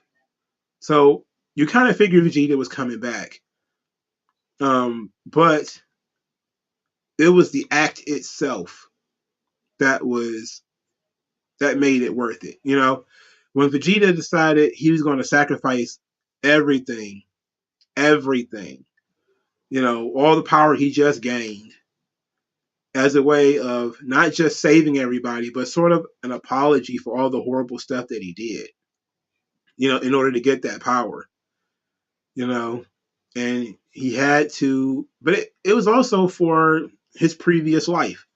Like Vegeta has a way of, and that's what really makes the character awesome, is the character has consequences. Sometimes Goku doesn't really face consequences for some of the dumb shit he does. But Vegeta had like real consequences. For all the horrible shit he did on Namek, he got killed by Frieza. You know, for all the horrible shit he did on Earth, he committed suicide and failed. Like when you have those consequences, people do feel bad for him because it does feel like, okay, Vegeta did all this horrible shit. He murdered all these Nameks, and he, fought Frieza, couldn't win, and he tried to run. He even tried to flee on them, which was fucked up. Vegeta is trying to fight with Krillin and Gohan. He just takes off like, fucking, I'm out of here. you know, which is like great shit because Frieza is so powerful. He's like, no way, I'm out of here. He tried to take off on them. And then when he's dying, they kind of give Vegeta a nice little send off where he talks about how horrible Frieza was and how he lived his entire life in bondage. And yes, it does attempt to redeem the hero, which is what I don't like. I mean, redeem the villain, which is what I don't like. But it was clear that Frieza was the greater evil in this situation. So in that situation, Vegeta is telling a true story that we already know is true because it's been the arc of the entire thing. Vegeta has been trying to get out from under the thumb of Frieza, and he failed to do so. So when he cried and died, it meant something. Like it really did mean something. When Vegeta was resurrected, he's still a sort of asshat, and he's living on Earth. Now he has a human baby that he doesn't care about. He has Bulma that he doesn't care about. All he cares about is, hanging around Goku so he can surpass him one day. Through the entire Android arc, Vegeta's an asshole. And we get to Boo, Vegeta's still an asshole, and he does the ultimate asshole move and sells everybody out for power. And he had to atone for that. He had to be punished for that. And that beating that he got from Majin Buu, where he wasn't even in any way competitive, you know, it was just as much a part of the atonement as him killing himself. Him getting his ass beaten by Majin Buu, all that power that he sacrificed for was for nothing. The great battle with Goku, he still got embarrassed because Super Saiyan 3 exists. He did all of that for nothing.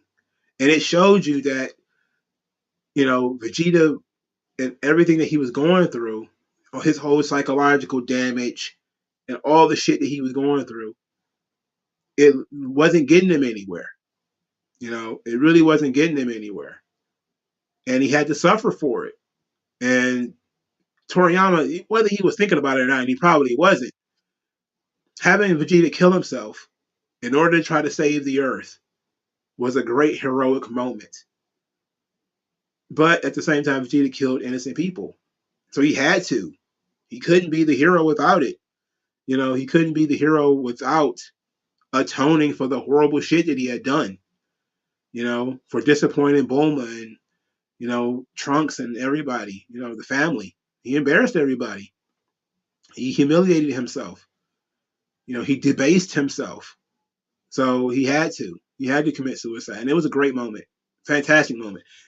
And it's probably a top moment in anime history, as Vegeta Lover says.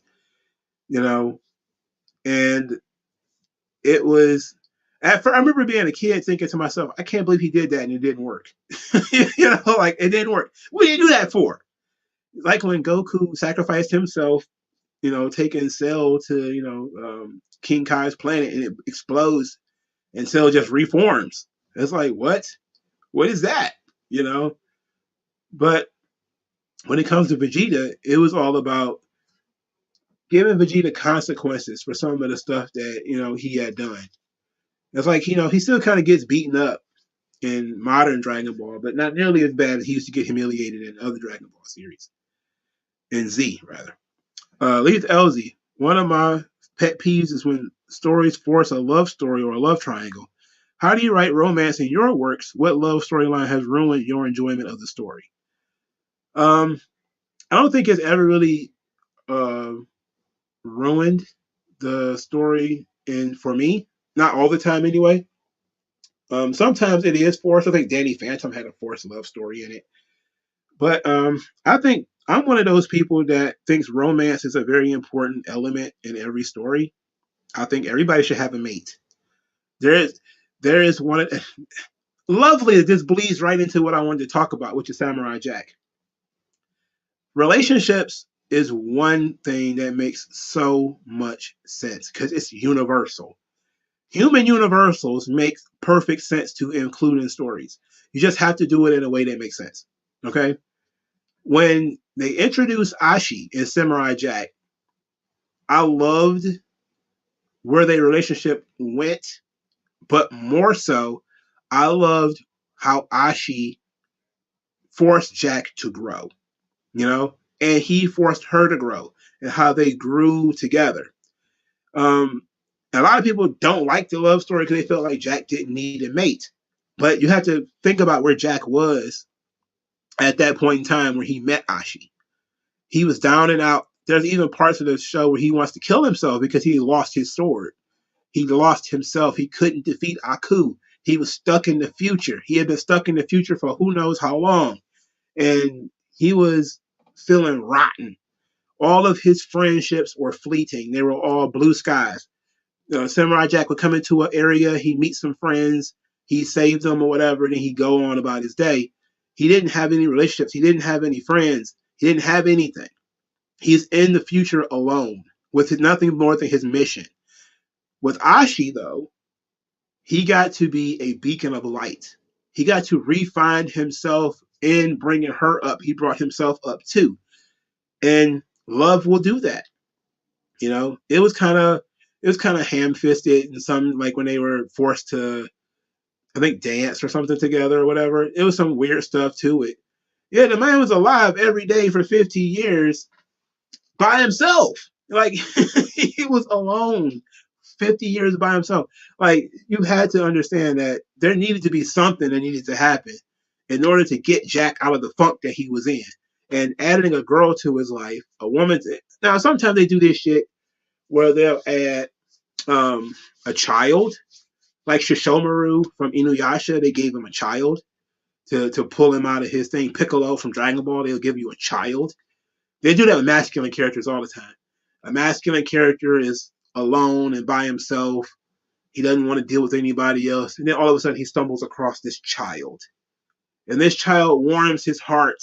And now he keeps the child with him all the time. You know, sometimes it's the girlfriend. And I think the girlfriend actually works. You know, the bad thing is when the characters don't have any chemistry. That's when it's a problem. You know, yeah, children change you, relationships change you. That's why these things should be in stories. You know, Now, I'm not saying they should always be there. You don't need both. You may need one or you may need the other one. Belle changes the Beast. The Beast also changes Belle, right? Same thing in the Little Mermaid. You had, a little back and forth. It's a give and take. When you enter a relationship with somebody, you change a little bit of who you are. They change a little bit of who they are, and you meet somewhere. And by the end, you're in a different place. You're a different person. That's important. It's an important thing. I think, to go back to Dragon Ball, the Bulma Vegeta relationship, why so many people ship them together is because their relationship was so odd that, when Trunks tells you that who his parents are, and you're just looking at them and you're like, God, what the hell? Bulma and Vegeta? There's just no way possible. That's stupid. For starters, you know, that's Yamcha's girlfriend right now. Um, I think, even though I think they argue that's like a couple of minutes before that. But, you know, Vegeta is like, he's not quite villainous, but he's a villain. Now, they did foreshadow it a little bit in Dragon Ball, but you got to watch the characters bloom. Yeah, you got to watch the characters grow together. And it was Bulma that changed Vegeta. You know, it wasn't Trunks. It was Bulma. You know, he knew Trunks was there. He didn't give a shit about Trunks. He cared about Bulma though, because Bulma took care of him. Bulma looked after him. Bulma was one of the few people who showed him any kind of warmth, any kind of who stood up to him too. So she wasn't a pushover, you know, but she was caring. She actually cared about it. That's the thing about the filler in Dragon Ball that was so important, is that, you see the Bulma and Vegeta relationship, the back and forth. You know, he gives a little, she gives a little. And then Vegeta is still Vegeta though. Like, she's gonna be like, you know, fuck this, I'm out of here. He's still being a dickhead, but she's still kind of carrying the torch. And then eventually he kind of comes around. Bongo, do you think having Whis and Beerus made stakes less scary knowing they can go back in time? Yeah, I didn't like that. I didn't like that Whis. If it started as Whis even being there, period, is weird because he's so powerful. You know, when we know that Whis can put Beerus down. So you're looking at a situation where Whis has to basically just stand on the sidelines, powerful as he is, and just kind of let things happen. Even though, like, that's their role. And it seems like we could have gotten to that point without Whis existing. We definitely could have just gone with the Supreme Kai to be able to do that. Like, oh, we need to have all these other characters. But Whis being powerful, he probably could have dropped Jiren on his own, but he's not in that position to do so. So we kind of forced Goku to do it. Um, yeah, Dragon Ball is very deep. It's deeper than people give it credit for because they don't do a lot of the flashbacks and they don't beat you over the head with the stuff. You have to pay attention to the show.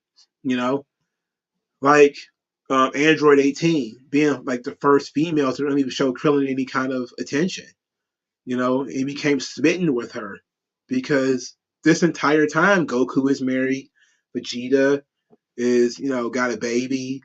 Yamcha has had a girlfriend for the entire series. Master Roshi is chasing every tail around there. And then there's Krillin. That's why I like the Marin stuff in Dragon Ball. Because it gave Krillin an object, gave him something other than the rest of the crew to hang out with, something to do.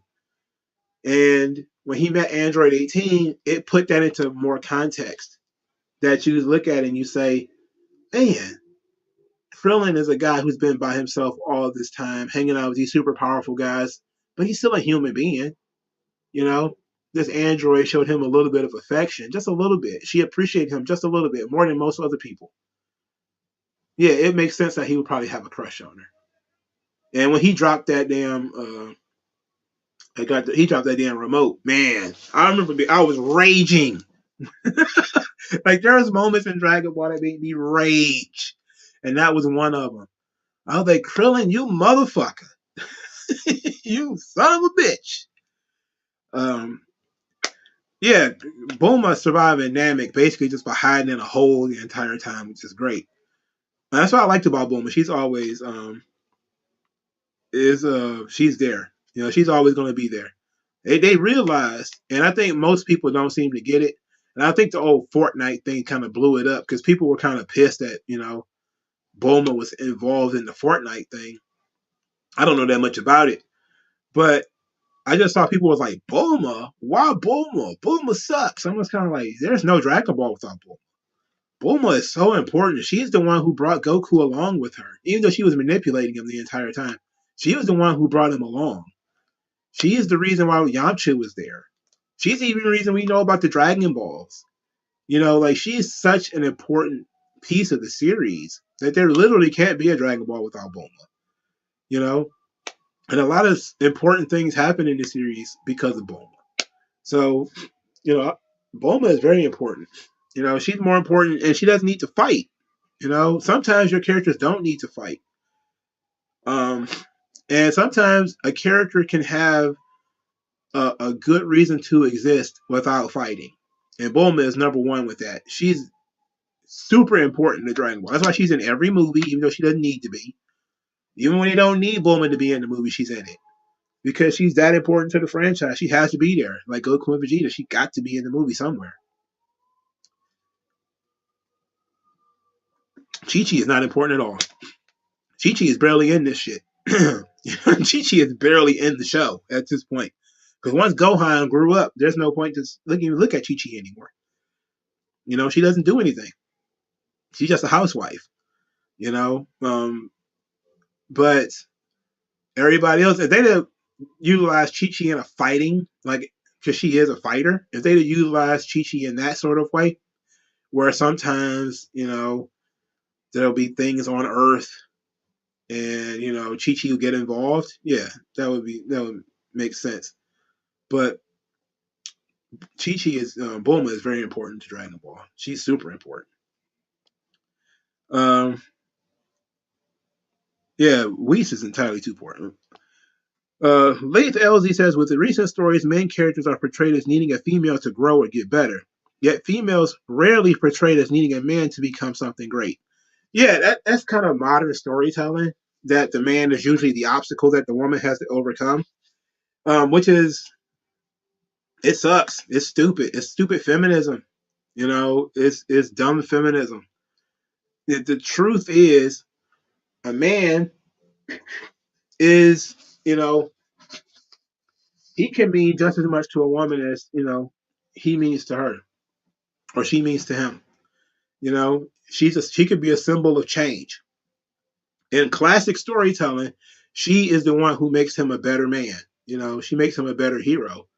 You know, and in the reverse, he provides her with stability, protection. He is the knight in shining armor. He is pretty much everything, and it gives him something to care about. Because when you look at male characters, a lot of them, when they do the rogue character, they're basically incels. They're guys who are unattached. They don't care about anything. They don't really care about anyone.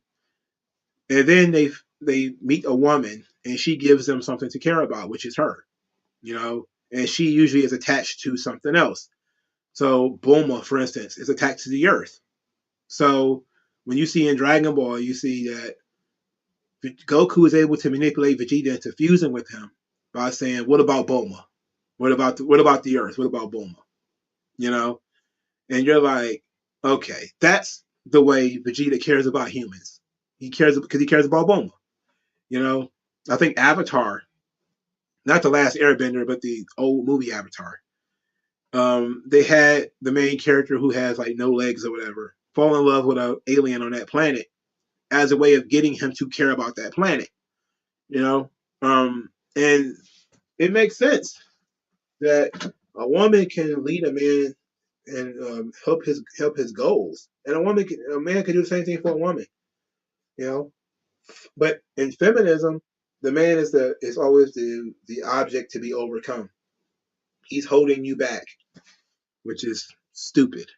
Um, Ali Hankerson says, I think Marvel and DC should trade characters like the NBA does their players.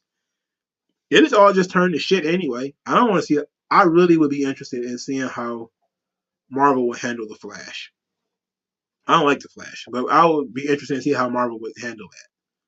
You know, I would be interested in seeing how Marvel will handle Wonder Woman. Not so much Superman because they have 100 Superman analogs in the Marvel universe. Same thing with Batman. That's just too many Batman um, analogs. But I would be interested in seeing how they would handle like the Green Lantern Corps, something like that. That would be fun. As far as DC have done ripoffs of Marvel characters too. Um, but I would really be interested in seeing how they would handle something like the Celestials or an X-Men like race of people. I know that people think Doom Control. Like, no, I'm not. I don't mean that. I mean like an entire race of people. You know. Uh, just Don. What's your thoughts on Beerus having a crush on Chili? Do you see Broly and Beerus having conflict? Uh, I don't know why they did that. Like you would think Beerus would be something that would be above something like that. But apparently they are going somewhere with it. I think eventually they're going to have Broly fight Beerus, right? Um, Broly fighting Beerus over a girl. Okay, sure. I guess we just have to see Broly fight Beerus eventually. The Teen Titans meet the X-Men. Yeah, kind of. But the Teen Titans are, well, some of them are metahumans, I guess. But they aren't all metahumans. The Green Lantern Corps meet the Creed. Spider-Man meets Batman. She is mad cute. I'm tired of the dumb husband with a smarter wife trope such as Homer Simpson and Peter Griffin. I think it's more common for a smarter man to have a dumber woman than vice versa. That's becoming something you see a lot everywhere. You're starting to see that a lot in not just cartoons, but TV shows where the wife does everything and the man's kind of a half moron. Commercials, there's tons of them in commercials. There's so many idiot husbands in commercials who can't find an ass with both hands, a roadmap, and a magnifying glass, but the wife just kind of fixes everything. They even did it with the DoorDash commercial in Bianca Belair, where you got Sheamus and Drew McIntyre being the idiots. Yeah, it's like a easy TV trope. I'm not a fan of it. Um, it's hard to find the dumb wife though. That's a hard one to find. But they've been doing that one as a way to empower the woman for a long time. That the man is, some kind of moron, some kind of idiot. Um, when it kind of bled over to superhero stuff, is kind of, or in the anime, is kind of when I started kind of being like it works in Dragon Ball that Goku is a moron because everything about Goku is based on him being naive. Goku's naivete, not really understanding anything. They make sense. Okay, he's an idiot savant. When it comes to fighting, he's a genius. When it comes to everything else, he's literally, how does this work? What does this do? Yeah, at least it fits the characters of Sheamus and Drew. That's one thing I'll say. At least it fits the two idiots fighting in a lunchroom or something like that. Yeah, at least fits. But the whole smart woman, dumb guys, especially dumb jocks, that's a common TV trope. You would think they would try to get rid of that, but no, they just kind of reinforce it again and again and again and again and again and again, and over and over again. They just keep doing it. They just keep doing it. I wonder why. Because they love it. They love it so much. Uh, my thing is, I wonder if they is it ever going to go back to TV shows with Dragon Ball Super. Are we ever going to get back to TV shows? Okay, now I was talking about Trigun, and I kind of that was a long time ago though. Yeah, Goku does literally have brain damage. I wonder what would happen if somebody like wished for Goku to have a properly functioning brain. Like, what would happen? Would he then have a Saiyan brain where he would be smart and analytical? He'd be more like Bardock or something like that. Um, what would happen if you did wish for Goku to not have brain damage? You know, I forgot Goku had brain damage though, because he literally like fell off a cliff and landed right on his head, and which is hilarious because Toriyama drew it in the most obvious way possible. He didn't just fall in a gulf or something like that. He fell in a gulf and literally landed on his head. Like right on the top of his head. Broke nothing but his head. He didn't break his neck, break his legs, just right on top of his goddamn head. The show is running allegedly next year. Oh, mm, mm, we'll see. We'll see. And if they do, I wonder what are they're gonna pick up where they left off. They're gonna do all this moral stuff, and yeah, he did fall into a ravine. Um, what are they gonna do? Where are they gonna go with all this stuff? So I'm interested in where they're gonna go with it. Who is more important in Dragon Ball, King Kai or Grandpa Gohan? Well, it's got to be Grandpa Gohan because the 4-star ball is, and plus he plays into Goku's secret, which is him turning into the Great Ape. King Kai, the Kaioken and some of the other stuff, but you don't have Dragon Ball without Grandpa Gohan, and it sucks that they don't do enough with him. They definitely should have. They should definitely do more with Grandpa Gohan. I'm surprised they didn't. Like, it's weird that they didn't wish him back. Of all the characters that have been dead in Dragon Ball, they never wished back Grandpa Gohan. He's still dead. He's still dead. You know. So it's weird. It's weird that he got crushed by a giant ape and never came back. Well, he did come back, but he never actually came back. They need to utilize their lineage characters more in Dragon Ball. Like, whatever happened to Master Crane? He never showed back up either. Mercenary Tao showed back up. He showed up twice. You know, um, that would be interesting. Like, Dragon Ball has such a great cast of characters, but it seems like the longer it goes, the more characters are forgotten.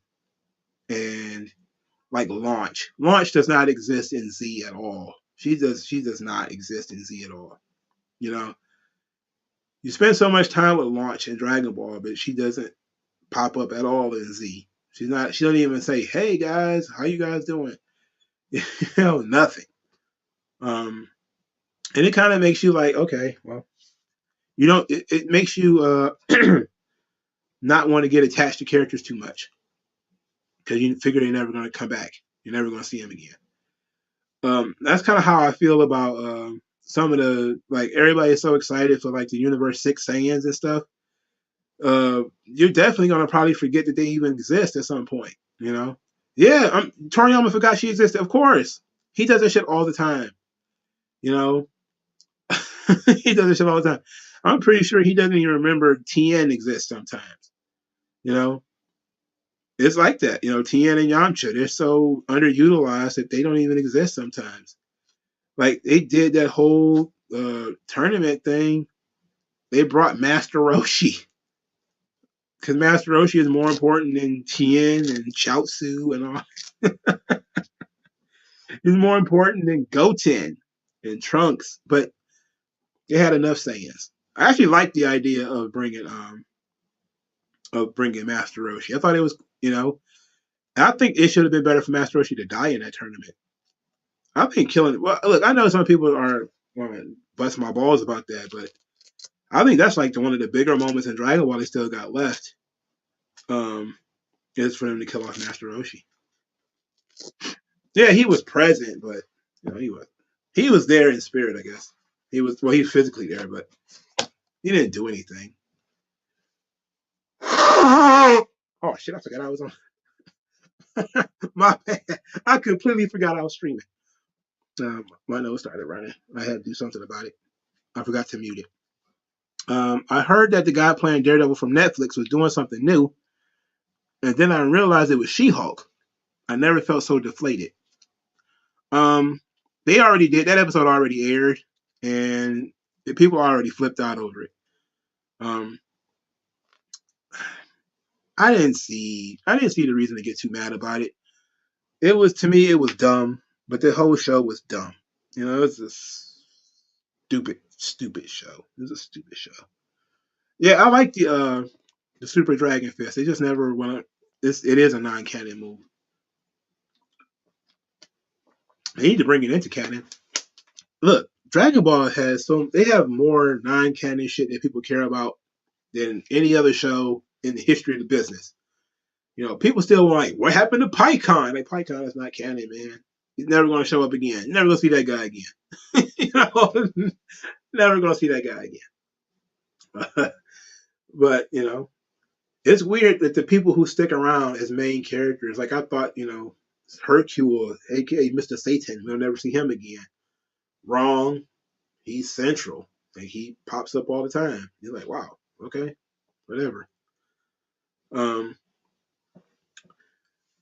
Back to what I was talking about with Trigun. So I know I've been trying to talk about Trigun for a while now, but Millie Thompson not being on the show is very disrespectful. Um, she's a beloved character in the series. I don't like when they delete characters from the series. It's just I'm not a fan.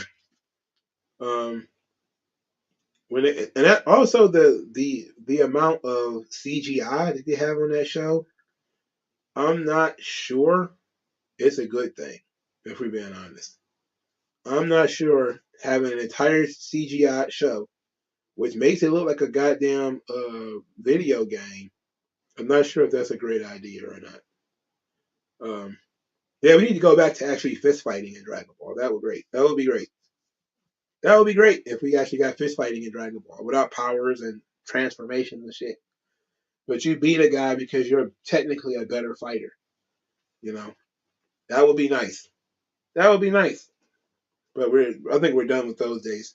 And that's what I liked about the original Dragon Ball, the Budokai tournaments. You know, they would actually fight. What is your ideal X-Men lineup for the MCU? Uh, the 92 series minus Gambit. It would probably be. I would probably put Angel in his place. The only reason I wouldn't have Gambit is because I have no trust that this modern society would even do anything with Gambit other than make him gay or make him a loser or make him a misogynist. One or the other. I really want to protect Gambit, so really just kind of like let's not use Gambit. Let's use everybody except Gambit. So Millie Thompson being taken out of Trigun. Now the show looks okay. Nicholas E. Wolfwood. They went to Twink route with him. I'm not a huge fan of that. Also, he's not smoking, which is a Wolfwood thing. Why he would not be smoking instead he have a lollipop is weird. I'm gonna. I'm trying to be nice about the show and say we'll do the arguments about the show when there's a longer teaser or at least episode one to talk about. But that teaser does not imbue me with any confidence. Now, Vash looks fine, you know. He looks to be himself in terms of being happy go lucky, but also kind of unlucky and all that kind of shit. But it's unfortunate that they made such a drastic change with Wolfwood and Millie. And I'm not a fan. But I'm willing to give the show a shot. I'm going to give it a couple episodes before I really kind of bury it. Merge Zamasu versus Broly. Uh, I don't know. I don't know. I don't know what Broly's power level is really. You know, but I think he got to be stronger than Trunks, right? So he's got to be stronger than Trunks. So if he's stronger than Trunks, then he should be able to do battle with Merge Zamasu because Trunks did it. Oh, G4 is dead, huh? Is that so? Already. It took like less than a year, didn't it? Uh, oh my goodness. Didn't that didn't take long? Well, I guess the get woke, go broke is a real thing, huh?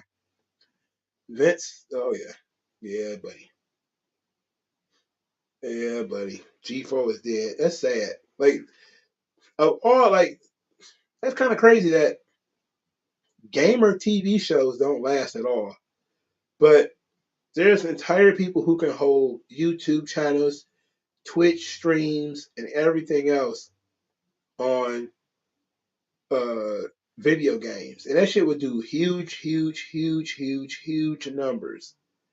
And then you do a TV show, a TV network exclusively about video games, and it dies. You know, that's insane. And I know it was because of the feminists and stuff like that, but still, that was tough. Wow. The Kanye situation has been very interesting. It's been very interesting to watch. You know, what was the last video game I sunk hours into? Well, it was actually Assassin's Creed Part One because it was the last video game I played. So it was on Xbox 360. I spent a lot of time playing that and Ninja Gaiden. I played a lot of time and Final Fantasy 13 too, which was the last Final Fantasy game I played. Even though I wanted to play 14, I was like, wait a minute, 13 too? I don't know. I don't think I even played 13. I don't think I finished it.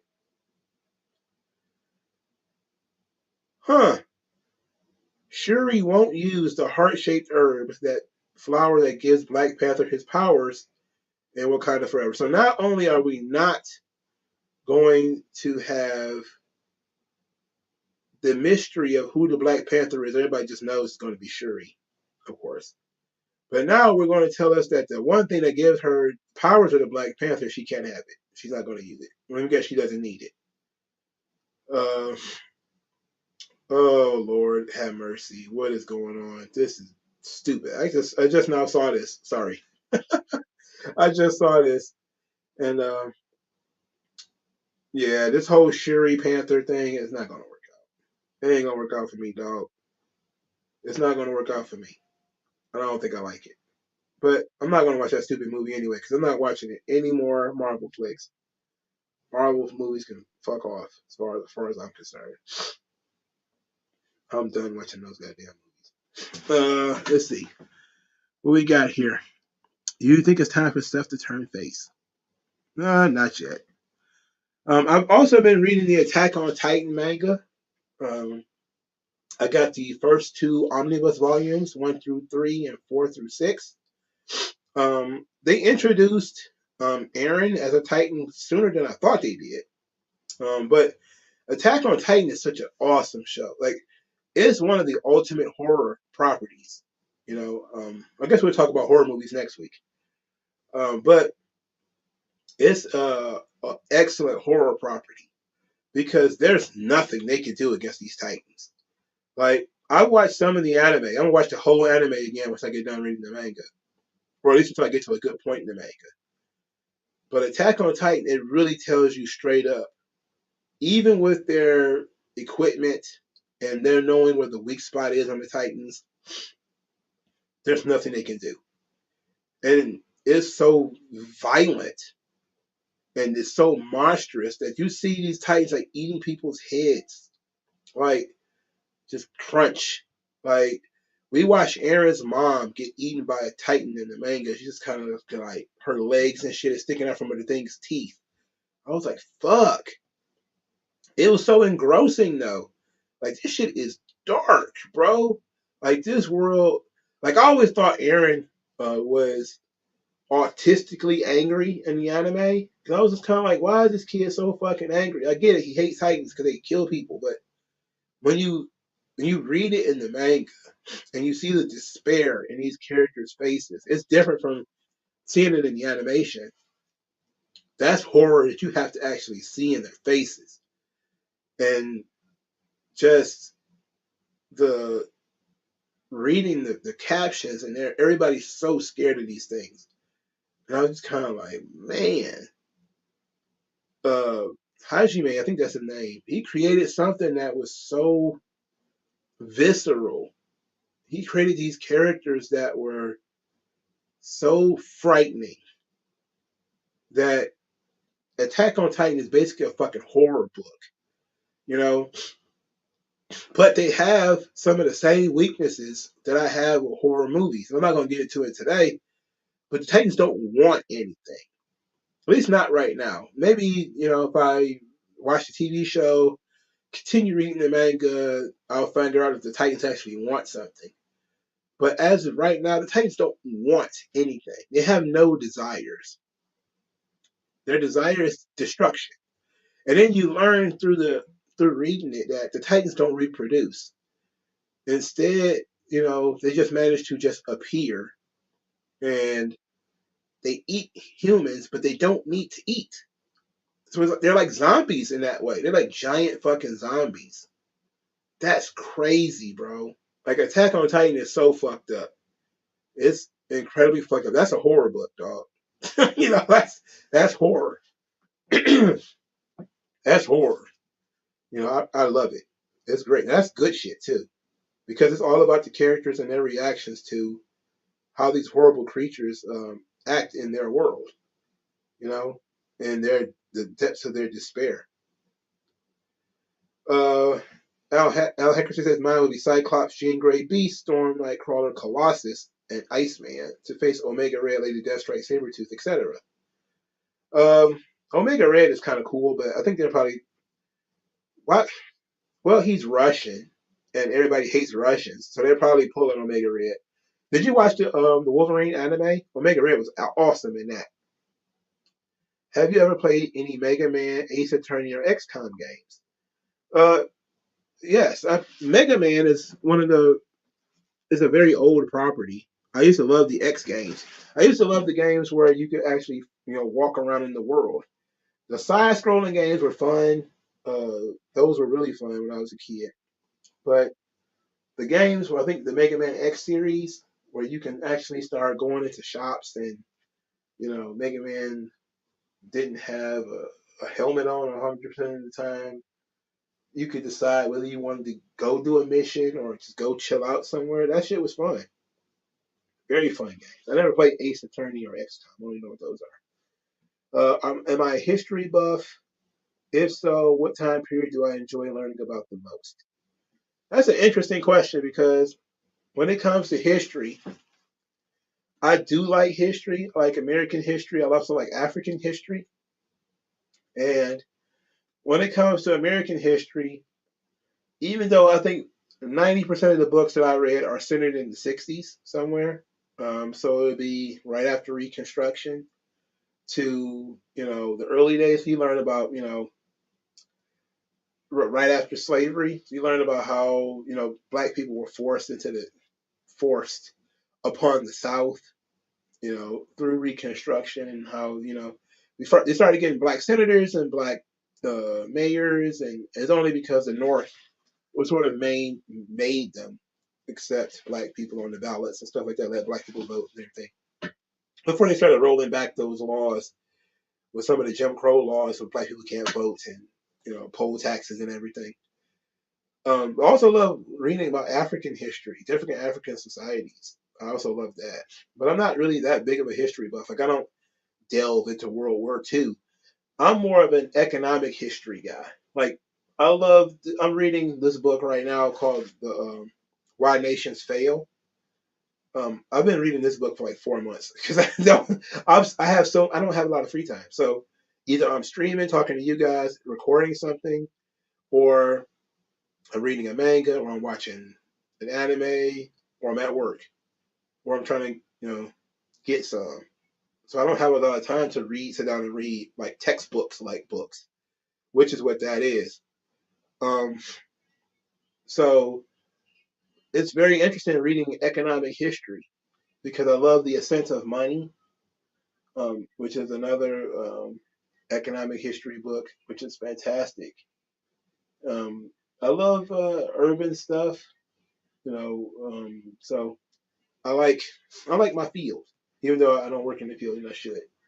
What's a good book on African history? That's a good. That is a good question because a lot of African history books, I'm gonna tell it to you straight, probably gonna be written by Europeans, mainly because Africans didn't write down a lot of history. Now you could probably find some sort of Hotep history books that are bits and pieces of guys who may have gone to Africa and looked at some statues and stuff like that. So something like they came before Columbus. You might get a kick out of that. I don't know how true it is, but some people I read it and I got a kick out of it. They came before. Sometimes you're probably seeing people like Hotep Jesus or Maj Toure. They actually fully believe they came before Columbus, or the ISIS Papers. The ISIS Papers isn't a history book though; it's African psychology book. But a lot of those people kind of believe that shit, like lock, stock, and barrel. I typically take it in. I take history with a grain of salt anyway. But yeah, I think there's probably some other ones that are probably not on my mind right now. But African history can be pretty interesting, but it's probably gonna be written by Europeans, like the British and all their fights with the on the west coast of Africa, because they dealt with the Ashanti, the Fanti, all of those people. The French. They got into a fight with the Dahomey and all those people they tried to trade with and ended up fighting with them, killing them, and everything. So the colonial powers wrote a lot of the African history. So it depends on how you want to deal with that. Um, Leif Elzy says, I think the lesser known stories of World War II are interesting, such as India, China, and Africa's contributions. The European theater part is boring because it's been talked to about to death. Yeah, that is true. Like, there's only so much about Hitler, how horrible Hitler is, you need to read. Like, there's only so much of that shit. Like, we know he's a bad guy. Like, they don't spend as much time at all talking about how horrible the Japanese were. And the Ip Man movies actually expose a lot of people to, the rape of Nanking and some of the crazy stuff that the Japanese did during World War II, where Hirohito was fucking up everything over there in China. Um, but yeah, it's easy. It'd probably be far more interesting to me. Like I read a book on all the different assassination attempts on Hitler. I read this book probably about 2 years before the movie Valkyrie came out. Has anybody seen the movie Valkyrie with Tom Cruise? I read that book like 2 years before. That there's like 6 or 7 different attempts on Hitler's life. Valkyrie was probably the most intricate plot, where the guy was going to bomb a room that Hitler was in. But after I read that, I like, okay, I get it. He's a bad guy. I don't need to keep reading all these books on how Hitler was horrible. Now, I wanted to read this book. I don't know if you guys know who Tick History is. He does like all these great historical videos on World War II. But he introduced me to a book called The Vampire Economy, and it's about fascist Germany's economy. And I'm very interested in that. I am very interested in fascist economics. And I'm interested in that because I think we're inching closer and closer to it right now. Um, do I have any form of crypto or have any thoughts on it? I don't understand crypto. Like, to me, if you can't touch it, it's not yours. Like, I never really got into crypto because I didn't understand it. As people were telling me all about Bitcoin and shitcoin and Dogecoin, and I'm just kind of like, okay, when you can cash it out and put it under your mattress or something like that, let me know. You know, like your stock or something like that. No, you're probably not going to be able to touch it, but you used to be able to. You used to be able to go down to the stock and trade your little paperwork or whatever, and that's how you would get your stock. It's the only way for you to get your stock. Now, you don't need to touch the actual stock. You can go touch, you know, T-Mobile if you have stock in T-Mobile. T-Mobile exists. You can tell how T-Mobile is doing. Like, when it comes to crypto, you have no fucking idea what's going on. You know, like, what's making it go up and what's making it go down. I don't know. So I didn't fuck with it. I didn't never ever ever touched crypto. Yep. There's a movie, the adaptation of Valkyrie is very good, but the books that I read, I forgot. I think it's called Hunting Hitler. I think it was called. It's not in my room anymore because I got rid of it because I gave it away. I figured I was never going to read it again. But it was something like plotting to kill Hitler or something like that. But they just going into all the different attempts to kill Hitler, and the Valkyrie plot was the most intricate one because it involved so many important people in Germany that wanted to get rid of him. So that was a very good, interesting thing. Have I been watching the Alex Jones trial? Some of the clips are hilarious. What do you think of the Kanye latest spectacle? I did not watch the Alex Jones trial because I knew it was going to be horseshit. Look, you don't have to like what Alex Jones said, and I don't either. But you cannot like him and still recognize that the guy's being railroaded. You know, $1 billion for just saying that he didn't think it happened. He didn't kill anybody. He didn't rape anybody. And I know it's kind of cliche to say this at this point, but companies have been involved with mass poisoning of individuals. Like, you know, fucking Pfizer. I'm not talking about that stupid vaccine. I'm just talking about like tainted Tylenol or something like that. Or, baby powder that might have had some kind of poisonous elements in it. Food companies have sold food with like razor blades in it or shit like that, and they didn't get hit with a $1 billion tab. That's bullshit. And it's likely going to be overturned. Like, I don't care about you thinking, he deserves it. If you think he deserves it, you just have no sense of justice whatsoever. You don't have a sense of justice. You can't. You have a sense of, I don't like this guy, therefore whatever happens to him is good. And that's a tyrant's perspective. What's going on with Alex Jones is absolute tyranny. To go through that stupid banana court and come out of the other side talking about paying people $1 billion. The entire point of that shit is to take away his network. That's what they want. They want him to liquidate his network and sell it to the family. And it's like, he's not going to do that. That shit's probably going to get overturned on appeal anyway. It's stupid, and pretty much everybody knows it. So this is all superficial and phony. And there's going to be some people who are not going to even know that it got overturned. But the Kanye situation is interesting because it's so many different situations that's been, because I don't sit and watch podcasts, not really, especially not Nori. I love Nori, but I'm not gonna sit and watch Drink Champs. Yeah, WG Phil talk about they railroaded Jones because everybody has conspiracy theories. White supremacy is a conspiracy theory. You literally believe that people are sitting in a room just because they're white screwing over black people. You literally believe that. That's a conspiracy theory. You literally believe that men sit in a room and plot against women. That's a conspiracy theory. You literally think that straight people sit in a room and plot against gays and transgendered people. That's a conspiracy theory. You can't tell me it's not. It's a conspiracy theory. Heteronormativity is a conspiracy theory. It's all that shit is a conspiracy theory. So Alex Jones believes something that other people don't believe. It's a conspiracy theory, and somehow that's negative. But your conspiracy theories are positive, and he now has to pay people $1 billion. That's bullshit.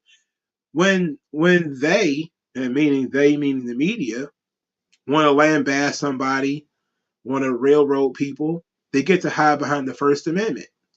They get to say, "Oh no, First Amendment. We can say whatever we want." But Alex Jones can't say whatever he wants. I don't think he even named any of those people, unless he did.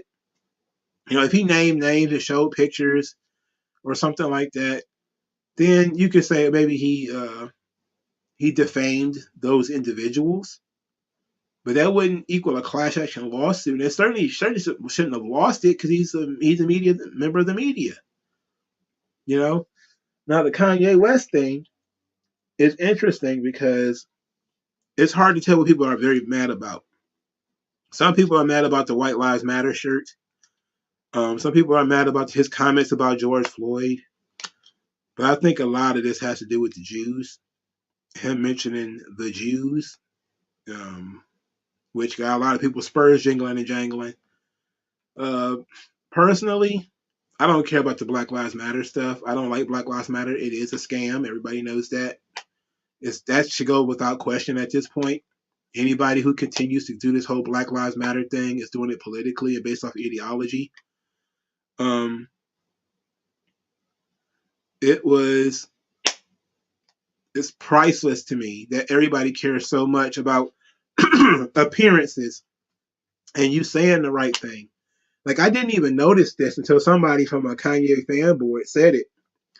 That of all these people like Lil Boosie and all these rappers who are coming out saying that Kanye doesn't care about black people because of what he said about George Floyd, none of them gave any money.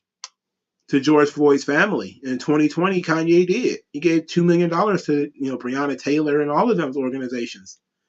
You know, how many people criticizing Kanye gave anything other than tweets and Instagram, likes or whatever? He put his money where his mouth is. I'm gonna give him some credit for that. I don't think Kanye. I think we shouldn't be listening to celebrities at all. Anyway, celebrity culture is toxic as fuck. It's stupid. Most of these people are not in any way intellectuals. It should not be considered in any way important people. And that doesn't just mean Kanye West. That also means some of the people criticizing Kanye West. I refuse to take Jamel Hill seriously when she can shake her, middle class booty to ratchet music about, fucking in Walmart parking lots or some shit like that, and snorting coke and killing people. That's entertainment. But because a guy said something you don't like, all of a sudden he should be canceled. We can make 100 songs about killing and raping and murdering people. That's perfectly fine. But then somebody says something that's against what the Democrats want you to believe is bullshit. And I tell you, 99% of these Negroes out here will still believe in Santa Claus if a Democrat told them it was true. And that's just kind of how it is. And it sucks. Anytime somebody says, and I've been paying attention a lot to the Kanye West thing, that, nobody's arguing with his point. They're just kind of, it's an appeal to authority that, the court said this, the court said that, or when it comes to the Jews, you can't say that. And I say, like, okay, I don't have anything wrong. I don't have no problem with the Jews. I think he went too far with the whole DEFCON 3 on the Jews. Like, that was stupid. Why would you say some stupid shit like that? But in every situation, we have no problem counting heads. How many white people are there? How many black people? How many Hispanics? We look at coaching in the NFL. We're counting how many black people are there. We count how many women are in a workplace. We're counting how many Hispanics operate in the workplace because we're trying to look for bias. We're searching for bias. Then all of a sudden we pop up in Hollywood or the media and we see all these Jews and we're supposed to just pretend we don't see it. Like, Men in Black, you don't see it. It doesn't exist. It's like, what the fuck? We're supposed to be looking for racist bias everywhere, and we see all these Jews, and we're kind of like, wait a minute, how are these Jews getting this one place at one time? And everybody's kind of like, well, you're not supposed to say that, cha-ching, anti-Semitic. It's like, no, let's talk about this. If it was nothing but white people in there, regular whites or whatever, in there, as Sami Zayn called, what was it, Megan Morant? He called her regular white. If it was like regular whites in there and there was no black people, you would question that. You would say this is a problem. You would say, well, what's going on here? No, nobody says anything about the NBA being like 80% black. Nobody cares. Nobody says anything about, the NFL being mostly black. Nobody cares. They look for things that are mostly white and then complain about that. But when it's 80% black, 80% Jewish, 80% Hispanic, all of a sudden it's, shh, you can't say that. You can't mention that. Fuck yeah, you can. And I'm not mad at Kanye for mentioning it because he's been around the world. He's been in some of these places. This is his opinion, having been in some of these places. Is he what he's saying true? We don't know. At least I don't know. Some people think they do know. There's been plenty of people who've been passing around placards and look at all these Jews in NPR. I'm like, man, I don't know if these people are really Jews or not. I don't know. But let's just say that it's, for the sake of argument, let's say that it's true. What's your response to that? Your response is to take away his bank account? Oh, so you're just going to go tyranny with it. You're going to say there's no Jewish conspiracy and then commit a Jewish conspiracy. I don't know, man. That's not a good way to get anti-Semitism to stop, by utilizing your power to get Kanye West, a multi-millionaire black man who has $100 and some odd $1 million in your accounts, to fuck him over. That's not very smart. But again, they're gonna do something like this, and then they're gonna hit you with the Men in Black, and you're supposed to pretend you didn't see it. But everybody in the barbershop's gonna be talking about it. Everybody at work is gonna be talking about it. Everybody at, the barbecue is going to be talking about, the Jews and how they fucked over Kanye West, but you can't say it on Twitter, you can't say it on Instagram, you can't say it on YouTube, but people are going to say it, and it's going to be recognized the institutional power that they have. People are going to say it. They're going to see it. They're going to say it. It's not going to say it out loud. Lise Elsie, what is this? George Foreman is going to court for alleged sexual abuse that occurred in the 1970s. If you question why these women waited so long to file a lawsuit, you don't care about rape victims. Yeah, that's unfortunate, right? It's always happening to these rich guys. It's always so long ago he probably never remember it, and it's always a lawsuit. It's never a criminal case, and it's always the richer the guy, the better. You think a broke guy never had sex 40 years ago that somebody regretted, right? There's always some rich dude. Always some rich dude. Nobody ever walks up to Pookie, Uncle Pookie, who's 76 years old, and somebody was like, "In 1946, when you was 12, you raped me." Nobody ever does that shit, and that shit will never happen. It always happens to like super rich motherfuckers, because that's where the money is. He's probably not gonna have no memory of these people, no memory of the events surrounding these people. It's going to be an attempt to get some kind of financial reward out of it, because he got all that money from boxing. He got all that money from the grills and everything. They know he got money. So now all of a sudden he's a rapist. That's bullshit. Look, I don't know whether it happened or not. I always have to preface those statements by saying I don't know whether it happened or not. But the likelihood is, if you were raped 40 years ago, it shouldn't take you 40 years to wait for this guy to amass his empire of millions for you to file a lawsuit. That's bullshit. Do you think college is worth it anymore? No, it's not. No, it's not. And I think most jobs would tell you it's not. College does nothing now but tell you that you are a part of an elite clique, that you went to and you got the training in their brainwashing. And I went through college. I went through 8 years, almost 10 years of college. But I'm a little bit more stubborn than most people because I didn't even finish high school. You know, so I always been a little bit more stubborn than most. And whenever I have conversations with people, they always say that you didn't even finish high school. What the hell you know what you're talking about? Like, bro, I finished college though. I have a master's degree. I can fucking read. I know how to research things. I know how to run an experiment. Run the experiment. Ask appropriate questions. I know argue how to argue things. I know debates. I know how to write essays. I know how to do all this shit. You know, I was I jumped off my couch and did better than a lot of kids in the ACTs and the SATs and shit like that. And I took I don't know, about a month with a textbook, no classes, and just went and took them shits and did okay. Didn't do great, of course, because I didn't finish high school, but I did better than some people who graduated out of high school. I did so good that I ended up placing in college level English and without a high school diploma, you know? So it's just, I don't hate to toot my own horn, but toot. I'm not fucking stupid, and most people aren't stupid. Most people are not stupid. They don't go to school and shit like that, but they're not dumb, you know? But when you look at something and you see that we spending a ton of money on education and yet people are coming out dumber, they're coming out less literate, they come out, with these single responses to complex issues, it's a problem. That's a deep cut for our educational system that is not working. So no, I don't think college is worth it. College sucks. It's a waste of your time. Okay, so WG Field needs college. Normal jobs are brutal for the spectrum. What's your tips on the act? I guess you mean the ACT. Um, I'm guessing you need to just anything you do collegiately, anything you do in life in general is done better if you focus. Just focus on, but matter of fact, locate your weaknesses and then focus on that. Do most of your stuff on that. I knew my weaknesses were going to be math, So I spent the bulk of my time on math.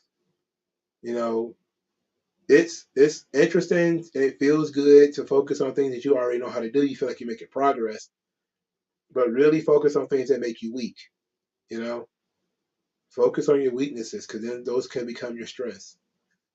So if you are weak on math, focus on that. If you're weak on reading, focus on that. Do what you got to do. Um, if you need help, Khan Academy on YouTube. You're already on YouTube right now. Just go on Khan Academy. I remember when I was in college, I used to be stuck on math questions and stuff like that. I just go over to Khan Academy, and I would do like I would treat them like a tutor. I would just watch these videos on. I don't know if Khan Academy may not even be up anymore because it was so long ago. It's over 10 years ago. But just sit there and listen to people do this stuff, and it might actually be better. Did I ever consider joining the military? Not when I was younger. No, when I got a little bit older, I did. Um, Vegeta Lover is saying that Trunks is stronger than Broly by a lot. He hurt Merge Zamasu. Well, we don't know if Broly could have hurt Merge Zamasu or not. He fought with Super Saiyan God. We don't know if he could have hurt Merge Zamasu or not. Hey, Longo, what was the last generation to grow up with cable TV before streaming took over? I say anyone from born from 2000 to 2005. Um, if you were born in 2005, you'd have been 11 when the streaming wars kicked off. That would mean you would be in your 20s today, your early 20s, and that's about right. Because a lot of these people now they never had cable. You know, they probably had cable when they were a kid, but they grew up mostly with Netflix and stuff like that because it existed. That's gonna be an interesting time, especially considering streaming is gonna be very expensive. And I remember how expensive cable was when I was a kid. We never had real cable. We always had bootleg cable. You know, we never had real cable. We never was able to pay for that shit. It was way too expensive, and it just got more and more expensive as time went on. But streaming is going to end up being even more expensive. You know, but it's going to be fewer networks, so it's going to suck. But eventually, it's going to be one big network. I think that's what they're trying to get to, or just two or three. It's going to be like the automotive industry. It'll probably be like three big networks, and that's it. You know, and that's going to be bad for everybody. Just straight up bad, and it's going to suck for sure. But yeah, you're about right. That probably about the last generation to grow up with cable. We'll see how they turn out because I know how people who like these kids nowadays, man, who grow up with tablets, that they are in such bad shape because they're like 5 or 6 or 4 years old or something like that. Um, and they know how to work a tablet and they can't read. It's going to be an issue. Do I think the American empire is dying? Yeah. Financially, the country is fucked. You know, the pandemic, I think, did it. The pandemic is going to be one of those things that's going to be a major, major financial issue in a few years. They're managing their decline very well right now. But eventually, it's going to hit the wall and it's going to be over with. We're going to be done with all this thing. You know, now, do I think we're going to get overtaken by like China or something like that? No. I think we'll probably end up going to war with China before anything. And look, we are tied up in the financial markets. I know if I say some shit like that, people are going to be like, no, we have too much trade with China. Like, we already basically at war with China. Basically, we're doing everything except dropping bombs on each other. We're spying on one another. We're getting in one another's way. Like, Americans tried to stop the Hong Kong thing and they seemingly failed. Like, I think China has admitted that they've taken Hong Kong now. Hong Kong was big for Western societies because it was a complete and total free market. Now it just creates Chinese made goods. And China's just going to take whatever they make, which is communism in a nutshell. You make it, we take it. That's communism in a nutshell. If they was able to take Taiwan, it's over because we make so many things, or in so many we get so many things from Taiwan. You know that it's really really problematic if China goes in there and takes that over. It's really gonna be a problem. But us jacking around with our steel prices and us jacking around with the oil, that damaged the economy to the shutting down the local economies killed so many local businesses, and those businesses are not coming back. You know, it was it's hard to explain in words how damaging the pandemic was. You literally have to go to places that used to be vibrant and now are not in order to know how bad things have gotten. You know, it's that bad, and it's so localized because nobody cares about the the guy who was had his own barbershop, but then they forced his barbershop closed for a fucking year. How was he paying his rent and everything this whole time? You know, he couldn't work. You were giving him a stipend from the government. You know, he make his own money. He couldn't. People who own in grocery stores, the grocery store started getting looted and burned and all kind of shit. Some of the grocery stores were even closed. We had a grocery store over on my side of town. The only grocery store that wasn't a chain. Well, there's two. There was only two. One of them got burned down during the pandemic. The one nearest to my house too. Within walking distance to my house burned down. I'm talking. I mean, by walking distance, I mean less than a half hour there and back. Now I have to walk at least 30 minutes there and back. You know, so you're talking about the damage that the pandemic has done to America. Yeah, it's over. You know, on top of rapidly increasing taxes, more and more taxes, more and more internal strife with this with the conservatives and the Democrats and how far away from each other they're getting. It's very difficult.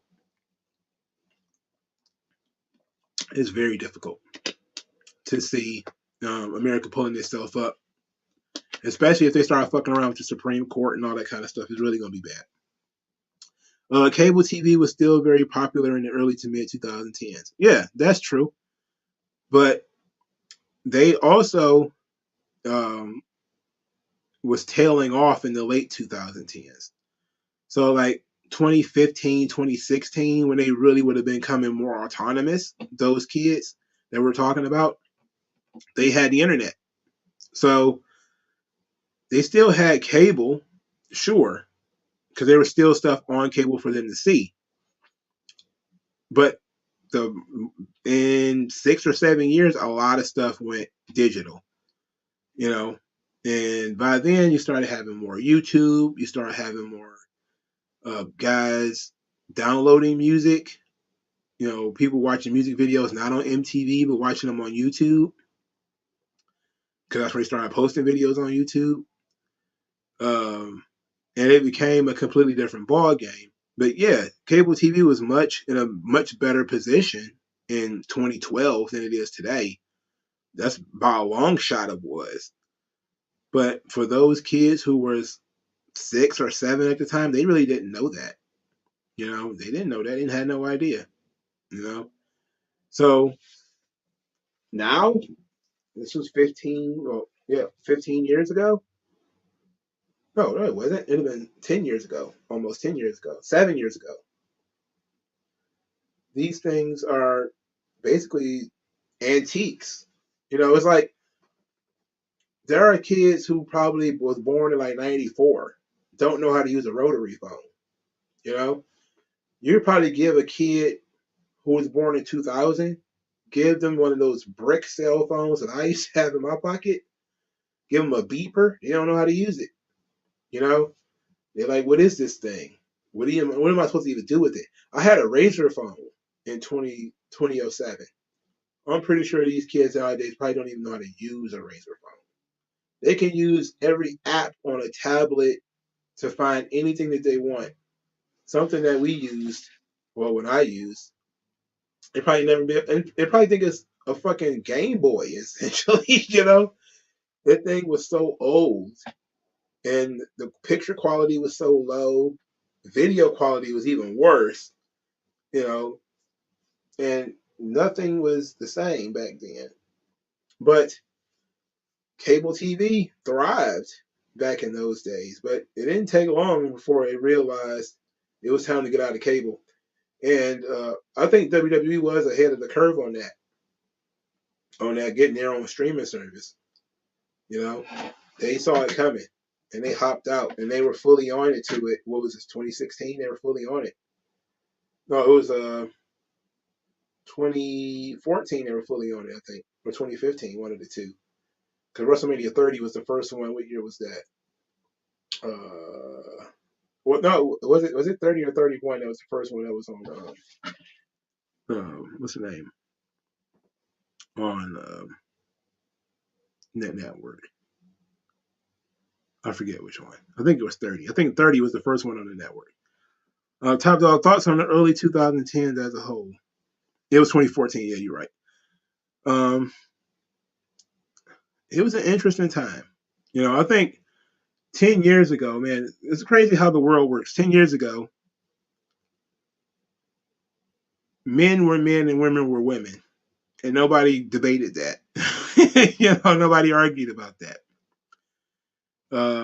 But there was a lot of stuff that was going on. Now, terrible mainstream music actually began in like '98 with like No Limit and all that kind of horseshit that started coming out. When everything became rap, it was a problem. And when R&B became rap, that was like in the early '90s. When rock and rap started, merging, that was the early 2000s. Then there's country and rap. Everything is fucking rap now, and I'm not a fan of that. I like distinctive genres. Like you can do cross genre stuff sometimes, but I like distinctive genres. But early to 2010s is when you started seeing things become a lot more political because Obama was in office. So you started seeing a lot more outpouring of political shit, a lot of divisiveness, and it got ugly from that point forward. I don't want to blame it all on Obama because it wasn't. It takes two to tango, so it wasn't just like Obama existed and then all of a sudden, he fucked everything up. It's that Obama existed and he pushed everybody to the right and he pushed people to the left, and that was it. John Cena's album was the end of it. Nas dropped Hip Hop is Dead after. Well, Nas dropped Hip Hop is Dead after, bullshit Jeezy albums too.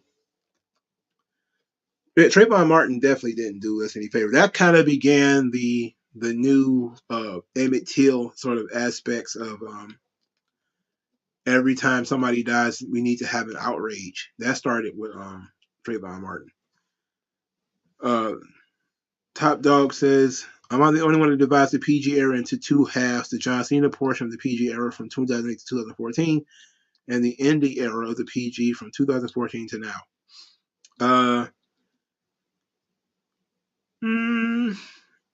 Technically, it was Cena's era until 2017 and thereabout. Technically. Like that's when they started moving Cena really out of the picture. It's like 2016, 2017.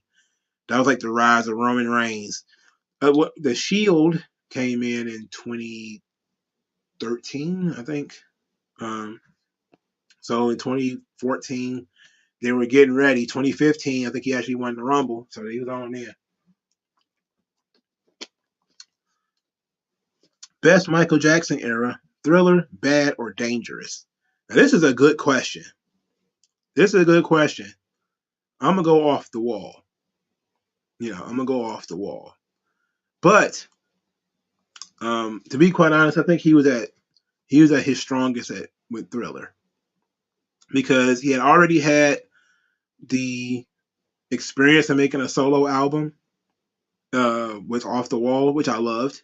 I don't love it more than Thriller, but I love Off the Wall. Bad, he was on a different level. By the time Dangerous came out, though, Michael Jackson was like the biggest star on planet Earth of any kind. Hollywood, music. It was like in people's houses, it was Santa Claus, Jesus, and Michael Jackson. Like that's how it was. And for some people, it's still that way. Again, Michael Jackson had people fainting in concerts during the lights coming on. It was crazy. And that was during the Dangerous era in the early 90s, the history era, and that kind of stuff. And that was when he was at his peak, you know. But um, his best era was Thriller. I think that's when he was in his creative bag, you know. That's when he really hit what he was going for as a solo artist was Thriller. He decided to go a little bit more pop after that with Bad, and Dangerous. Are you a fan of comedians Patrice O'Neal and George Carlin? Um, Patrice O'Neal is funny. George Carlin is funny too, but mm, he's more a little bit, the political humor. I never really sat down and listened to it. Um, do you remember the time world premiere took place in the middle of an episode of The Simpsons? I remember people saying you need to watch Fox because they're going to show the Remember the Time music video. I said, what? And I was watching The Simpsons, and then you gotta know Michael Jackson is there, and I'm just kind of like, holy shit! Remember we talked about it in school. Remember the Time was epic, epic. It was crazy, but he had gone away from what he does. He was doing more pop music, more general pop music by that point in time.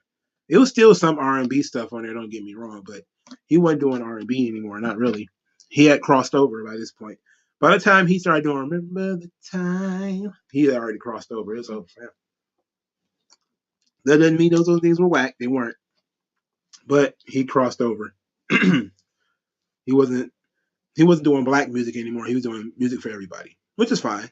Because he was good at it. He was growing. You always got to grow as an artist. I'm never going to be mad at a guy who grew, especially since Michael Jackson grew and his stuff was still pretty good. He started making like Earth Song and all that kind of stuff. I liked it too. I don't like New Jack Swing. I hate New Jack Swing. I hate it. Boys to Men, all that stuff. Ugh, can't stand it. Ugh. Ugh. That was wrong with R&B, man. R&B used to be something that meant something. Then they started trying to make everything rap. Can't stand it. Stop trying to make everything rap. Um, what are my top 5 Eddie Murphy movies? Ooh, that's a good question. Harlem Nights is definitely number 1. Life is number 2. Um, what's the one? The first Axel Foley movie. What the fuck was it called? Was it 24 Hours? Not 24 Hours. 48 Hours. The first one was 48 Hours. I think so. Um, Probably the first Doctor Doolittle, which I liked. Babyface was in the 80s, though. And I don't think Babyface was New Jack Swing. I don't think so. I don't think so. Um, and I can't believe it. How old are you? Beverly Hills Cop, that's what it was called. But how old are you that your parents was fans of New Jack Swing? My mama can't stand that shit. My mama's in her 60s. She cannot stand, and she don't listen to music goes after the 80s. Like she still likes the blues. Like she's that much of a bumpkin still. Yeah, Beverly Hills Cop, the first one. I really like Beverly Hills Cop, the first one. Um, I gotta come up with a fifth one. Oh yeah, you're a little bit younger than me. Um, I don't know. I don't know. I don't know what my fifth one would be. I could cop out and say Shrek or something like that, but I didn't like Shrek, so I know I'm probably one of the only people on earth that didn't like Shrek. But my mama didn't listen to R&B like that.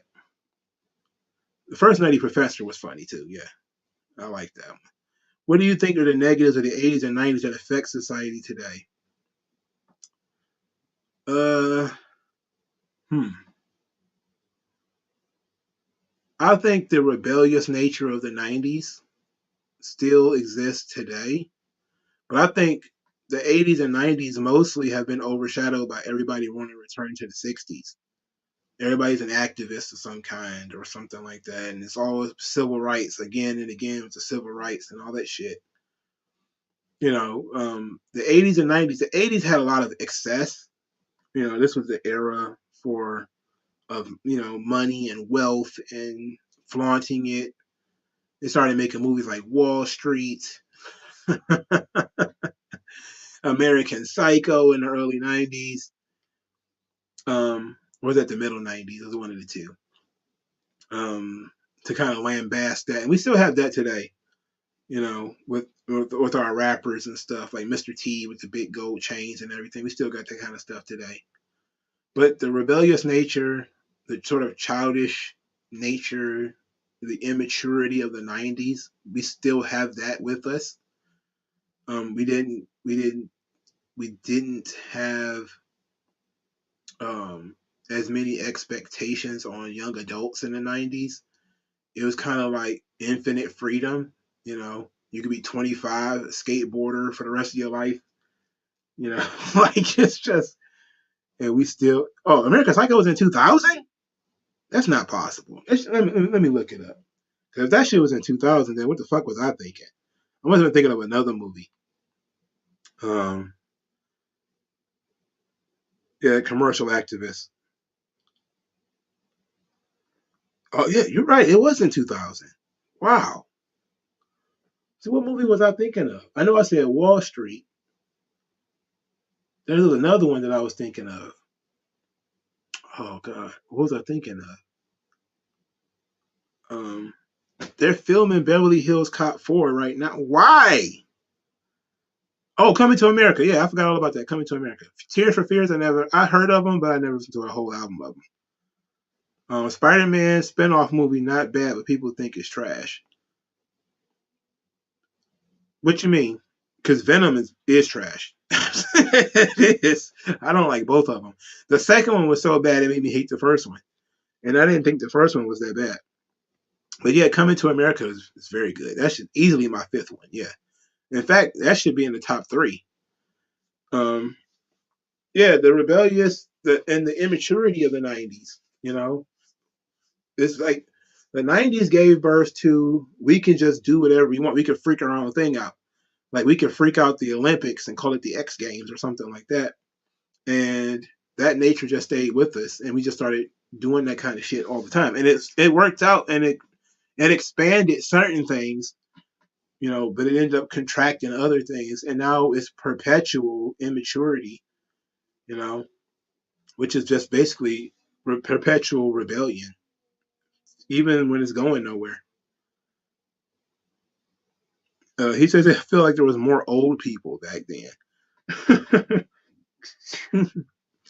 Old people were listened to a little bit more back then. Now you probably wouldn't say that if you looked at CNN or MSNBC, because there's nothing but fucking old people, on on the news and shit. There's all of Congress is old as fuck, but we don't have wise sages anymore. We at least still had those in the '90s. Now we look at people who are older and we say they're out of touch. We don't look at them and say that they are potentially somebody who could teach us something.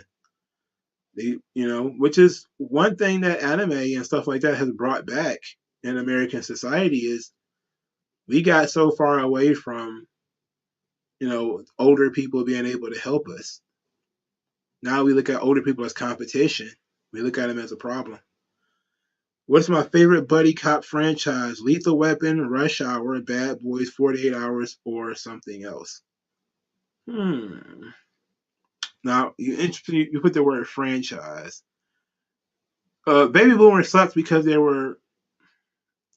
How do I put this? I don't want to say they're socialists. That's just being reductive. They had a sense of entitlement. You know, they just had an entitlement. So many of them grew up with money and access, and they felt like they needed to have everything.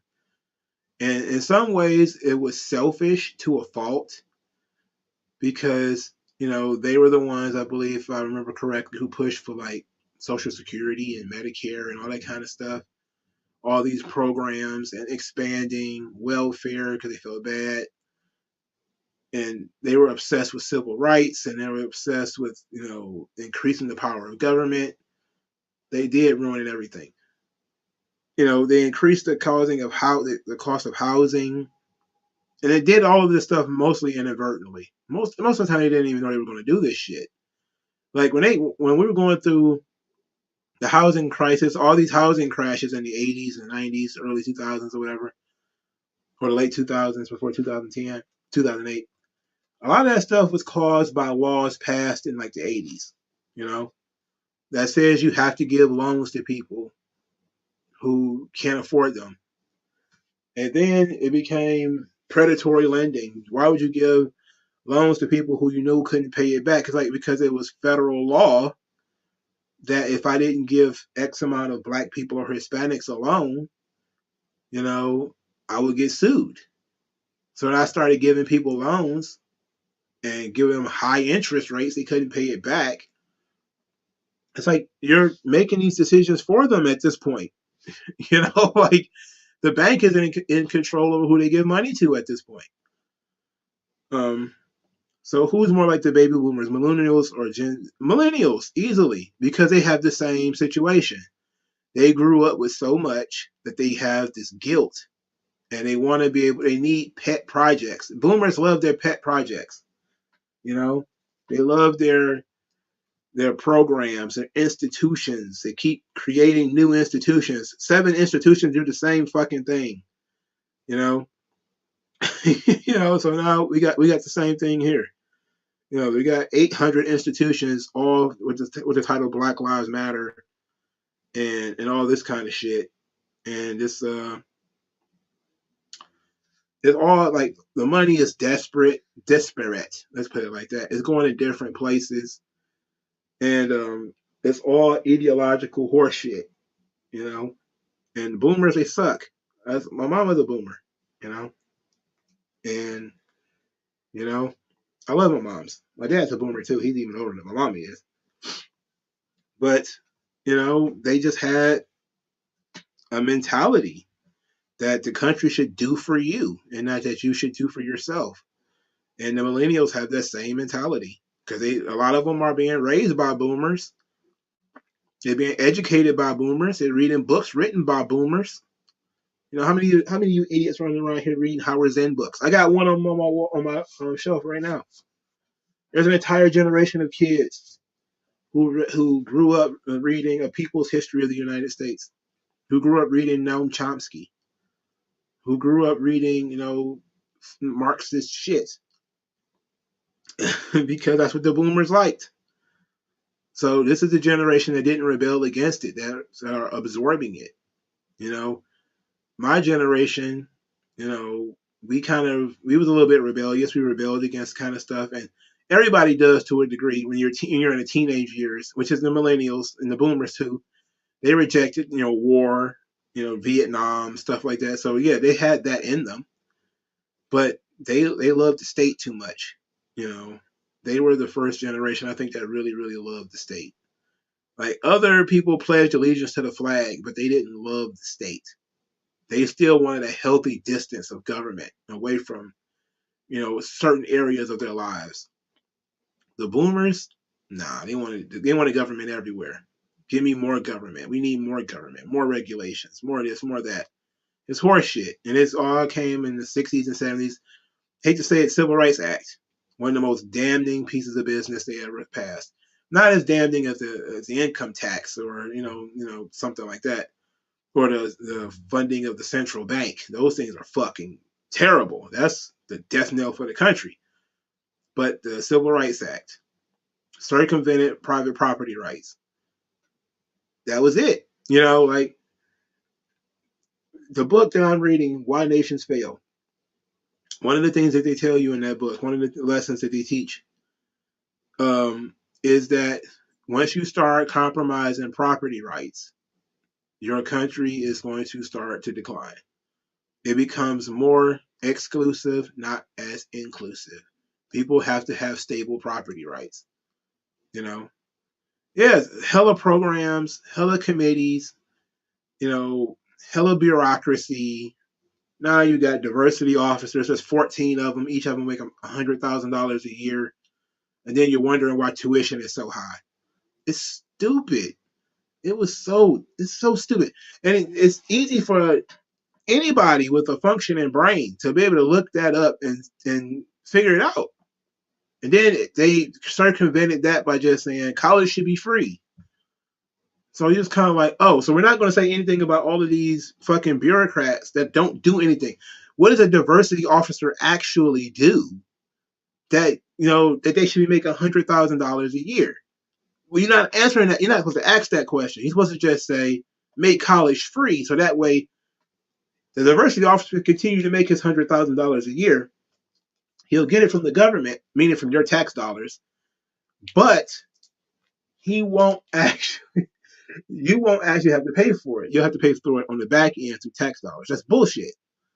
You know, it's bullshit, man. They want to have their cake and eat it too. And there's this desire to circumvent and run away from consequences. And consequences are coming. That's why I did kind of say the American empire is we're going to shrink at least. Maybe not going to completely collapse, but it's going to shrink at least. You got places already doing free college on their own. New York is doing free college. How much people can barely fucking live in New York. Look at the fucking housing costs in New York. Look at the fucking tax rate in New York. And people are running around, I can't even afford a bedroom apartment with the money my mom used to buy a house. It's like, stupid. Look at what you're doing to your economy. You're trying to create free shit. You're circumventing and destroying property rights by saying that people can't evict folks who can't pay rent. What? Why would I buy a property if I have no fucking control over it? That's stupid. Top dog. So would you say Generation Z is kind of like Generation X if millennials are like boomers? They're similar, I think. I think that the new kids, they see a lot of the millennials ruining society. Some of them see it more than others.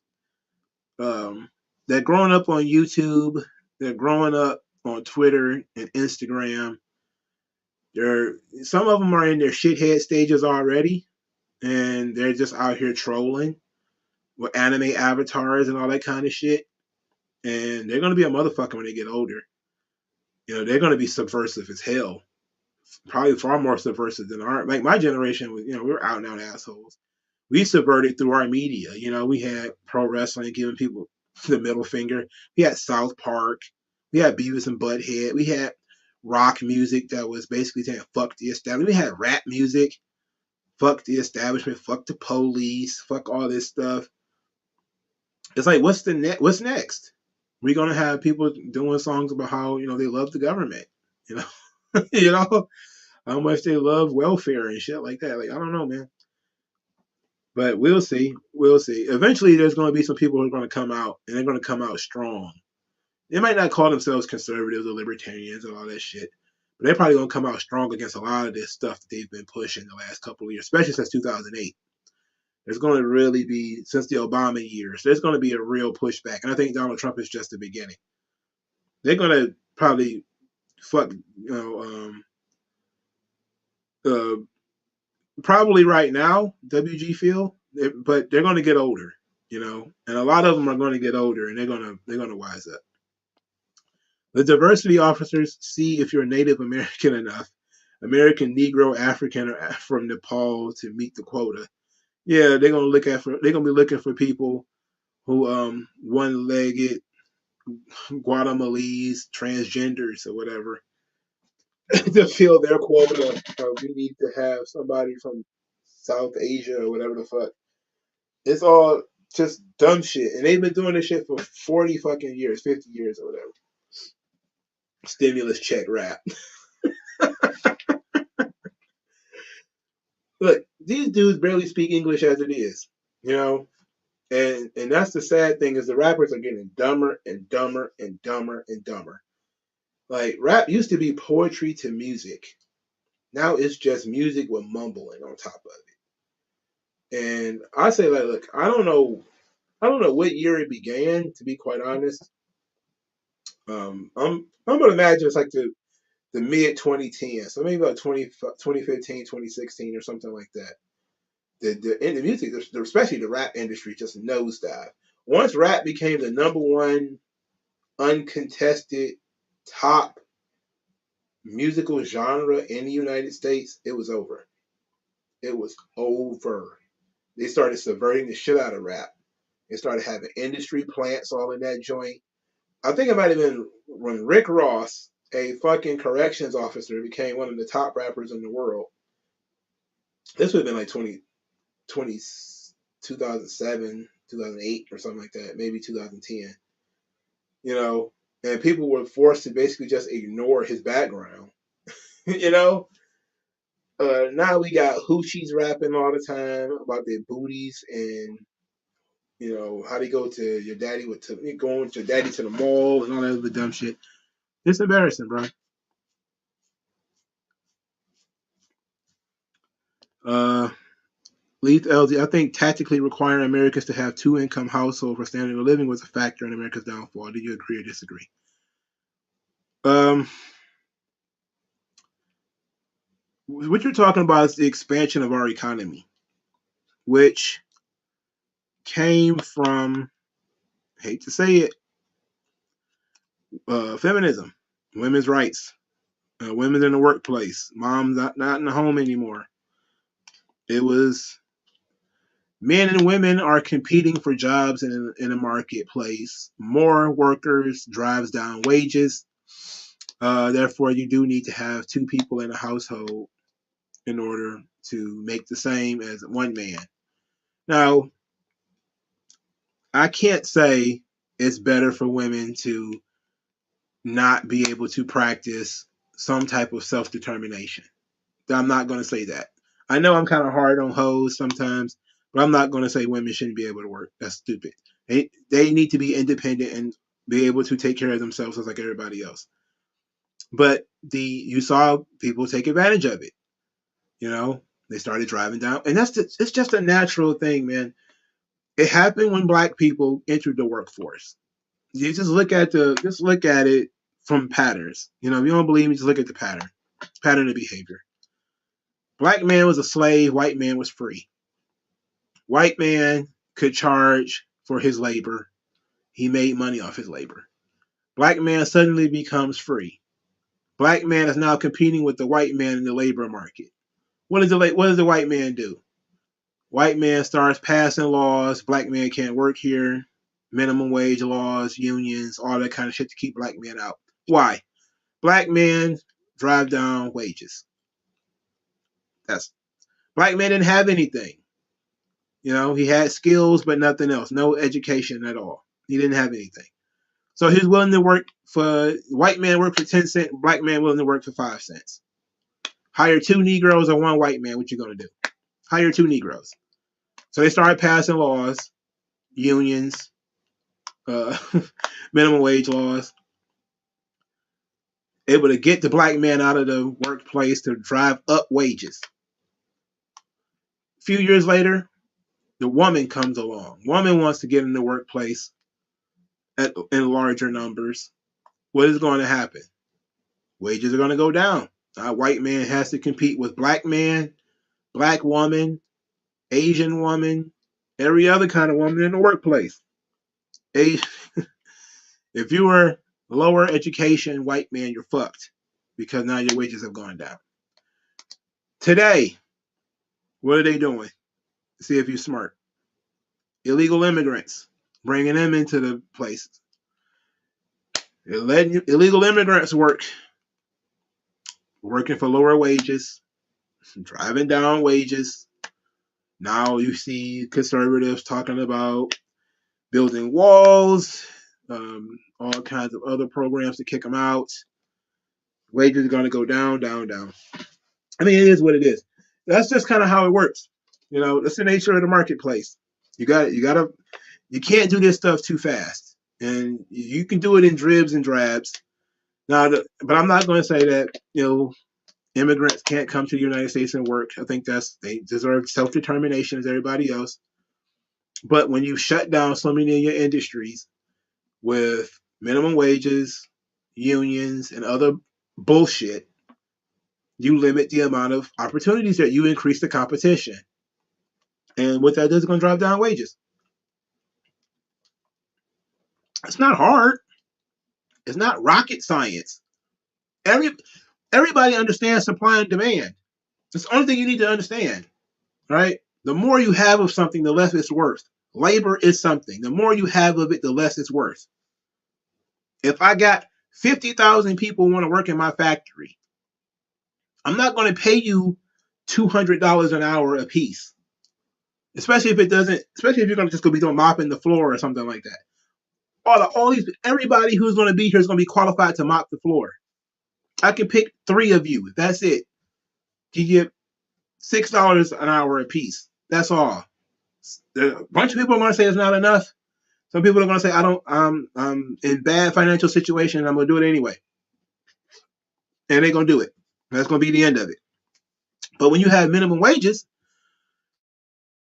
I can't do that. You can't compete against each other.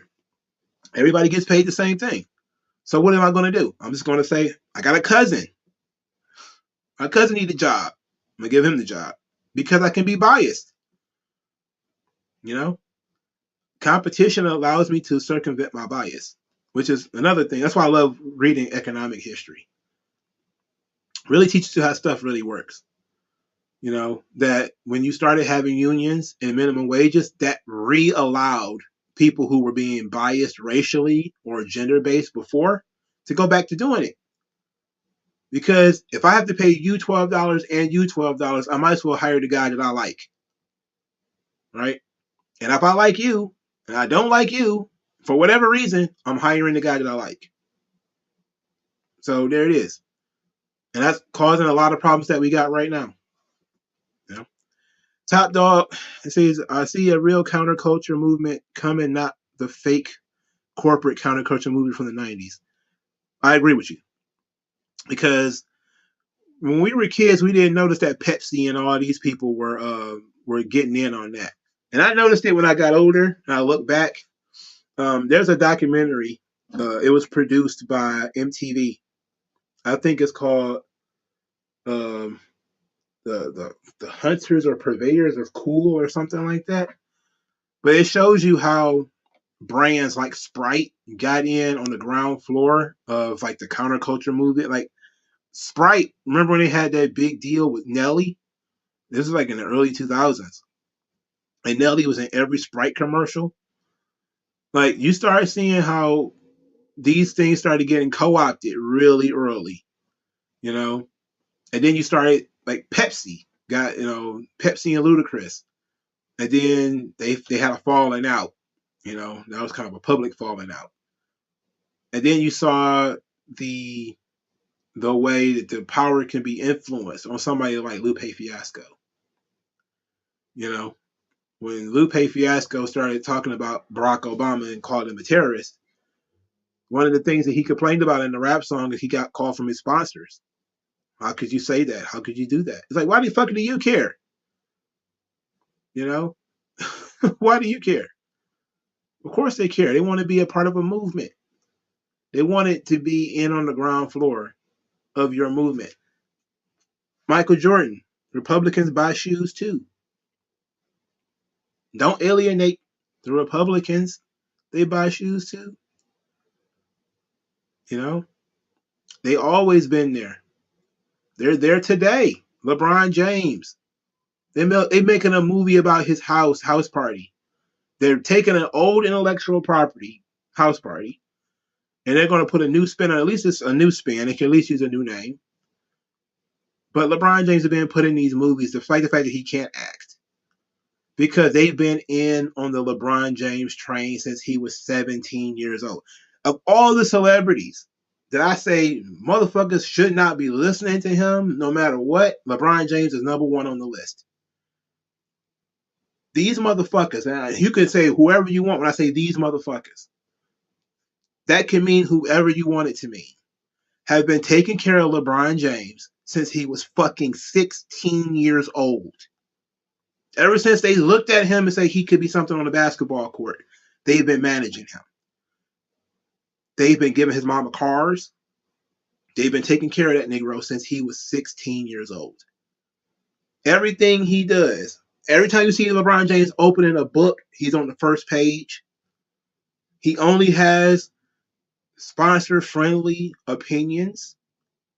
They only talk positively about him. There's never any criticism of LeBron James outside of basketball. You can criticize LeBron James in terms of basketball. You can never criticize his politics. Ever. Why is he even talking about politics anyway? The nigga been in the NBA. He's been a multi-millionaire since he was 17, 18 years old. He doesn't know fuck all about, I mean, he knows a little bit about being broke, but he knows fuck all about the structure of government and all this kind of stuff. He doesn't know shit about any of that stuff. He's had financial advisors. He's had all types of accountants. He's had people managing his life since he was a teenager. He is absolutely the wrong person to be listening to.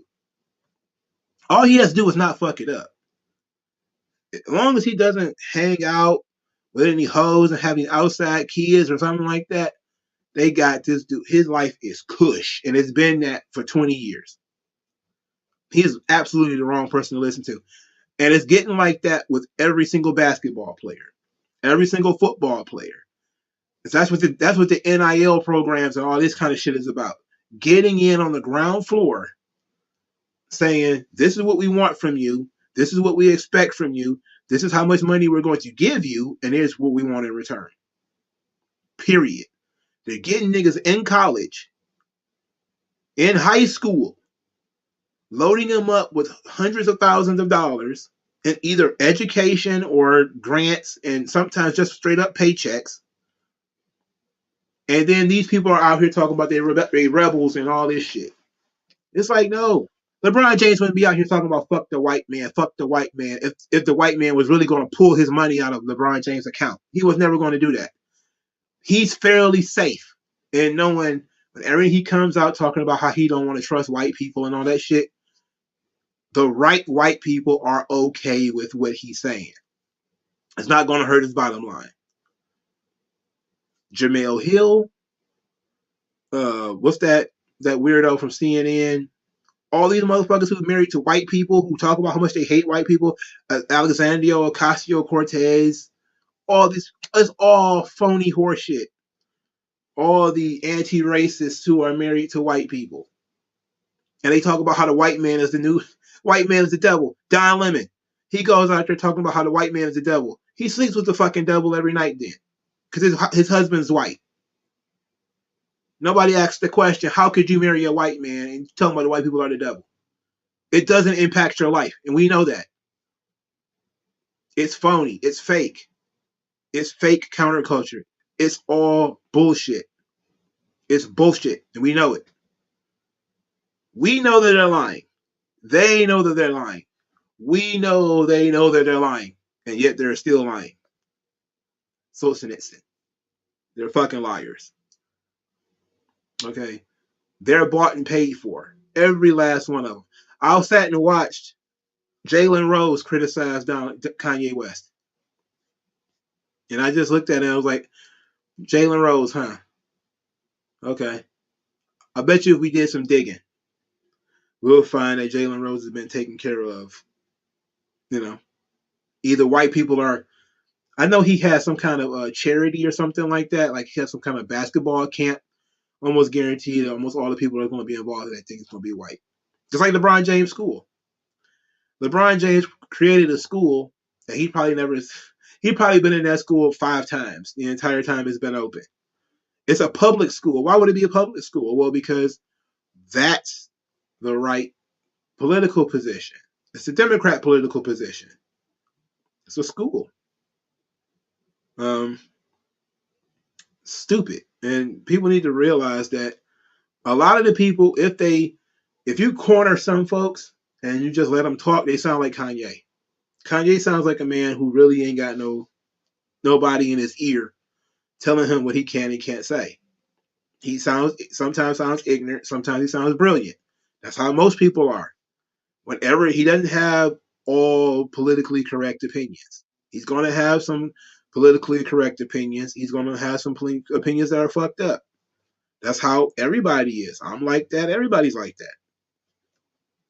Except these bought and paid for motherfuckers who always say the right thing. They always have the right thing. They've always got the right answer. Always. That's not suspicious to nobody. They always know the exact angle to play on these situations. It's bullshit, and they know it. Yeah, Michael Jackson fucked. He got fucked up by that. By that fireball. That shit went right. Yeah, nobody should take any of the people seriously. Uh, Leith, why did men ever agree to the current terms for alimony or child support? Because I can tell you right now, most men never did. You know, it's supposed to be a deterrent from people leaving their families. That's what it's supposed to be. That's what it's supposed to be. A guy up and leaves his wife, the threat of up and leaving his wife, people were appalled by that. Because it did happen a lot. There would be a guy, he would get sick of his wife, he'd just leave her. Leave her with 3 kids, and he just skip town or whatever. So now you have this thing called child support where he has to take care of his children. And then it morphed over time to, well, the kid doesn't have to be biologically yours as long as you sign the birth certificate or, all this family court shit. It's a civil case. It shouldn't even be a family court. Family court shouldn't even exist. That's that's another thing that's going to piss people off. Family court shouldn't exist. It's a parallel legal system. It's a legal system where you can be accused of crimes and that can be used against you without you ever being convicted of crime. You can say she can go into court and say you beat her up every day without proving anything. No police report, no nothing. And it's perfectly valid in the family court. And you see them do it all the time. They're doing it with the celebrities right now.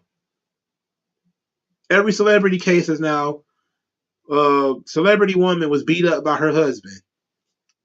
She was quiet about it for a decade, and then all of a sudden, now she wants to talk about it because she wants the kids and she don't want to pay child support. She want him to pay child support or alimony or something like that. It's bullshit, man. Will I do a 40th anniversary stream review for Thriller next month? Remind me to do it. I definitely will. But remind me to do it. What would be the date? It'll be a pop culture stream, sure. Um, it'll be in November. Well, it won't. It can't be November the first weekend of November because that's when I'm going to YumaCon. So it'd have to be the next week. So maybe what was this? It'll be November the 11th or 12th or something like that. Oh no, it'd be the 12th or the 13th or something like that. So yeah, I'm sure we can probably knock it out then. At some point, remind me to do a Thriller stream because I do want to talk about Thriller, and also give me a chance to do some research on it because I want to talk about it a little bit more. That fireball really fucked Michael Jackson up, dog. It did him really dirty. Last wrestling question: thoughts on John Cena versus Macho Man? I think John Cena could have. Well, there's just no way it could have happened. Macho Man was just so old. But even if he survived, he was just so damn old. He couldn't work. If you saw him in TNA, you knew he couldn't work. He couldn't do anything. He was too old. But assuming it was some kind of if assuming there was some kind of um time warp and we got like 1989 Randy Savage, 1990 Randy Savage against John Cena, that'd have been epic. Yeah, okay. We'll remind me in the Halloween pop culture stream, which will probably be in 2 weeks. That's when I'll probably get in some trouble talking. Well, next week is the 24th, then it's the 31st. That's no, it's no. It'd be the 23rd. Okay, yeah. That's when I'm gonna get in some trouble because I'm gonna talk some shit about horror movies. I don't like horror movies. Which do the Halloween stream. I may actually do a book thing. Um, I'm not going to read it all. I'm just going to skim through it. Something Wicked This Way Comes, which I love that book. I'll probably talk about some horror manga, something like that, horror comic books that I read, maybe The Walking Dead, some stuff like that for the Halloween stream. I'm gonna try to watch some horror movies. I tried to watch Halloween 2, and I was like, God, this movie is awful. Um, Everybody that I know that likes Child's Play hates the Chucky TV show. That's so odd that you would pop up and say the Chucky TV show is good. I didn't watch it. I didn't watch it, but I was like, but I'm glad somebody likes it. It's still on the air, so people must be watching it.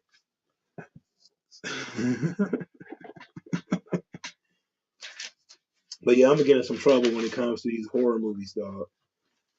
I already know it.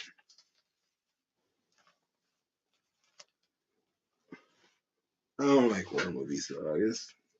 I think I've seen enough of them to just be like, fuck this whole genre, dog. This whole genre is not working out. Maybe it's just. I thought maybe it was just slasher movies, and I was like, yeah, I just kind of maybe I just don't like slasher movies. Then I was kind of like, you know what? He ain't really feeling the zombies and shit either. You know, I like The Walking Dead though. The early seasons of The Walking Dead. You know, before I don't want to get into it, but The Walking Dead. Of course, it jumped the shark. Um, do I think there will be less marriages because of family law? Yes, I think there's already been less marriages because of family law. There's already been less. The government has fucked over everything, man. The government got too involved in people's marriages, and now there's no marriages. Now people are born out of wedlock. It's causing so many other problems. Got to get the government out of that thing. I mean, look, I understand the need for child support. Just make it a civil case instead of a whole family law thing. Just say you fathered these children and now you're trying to leave me.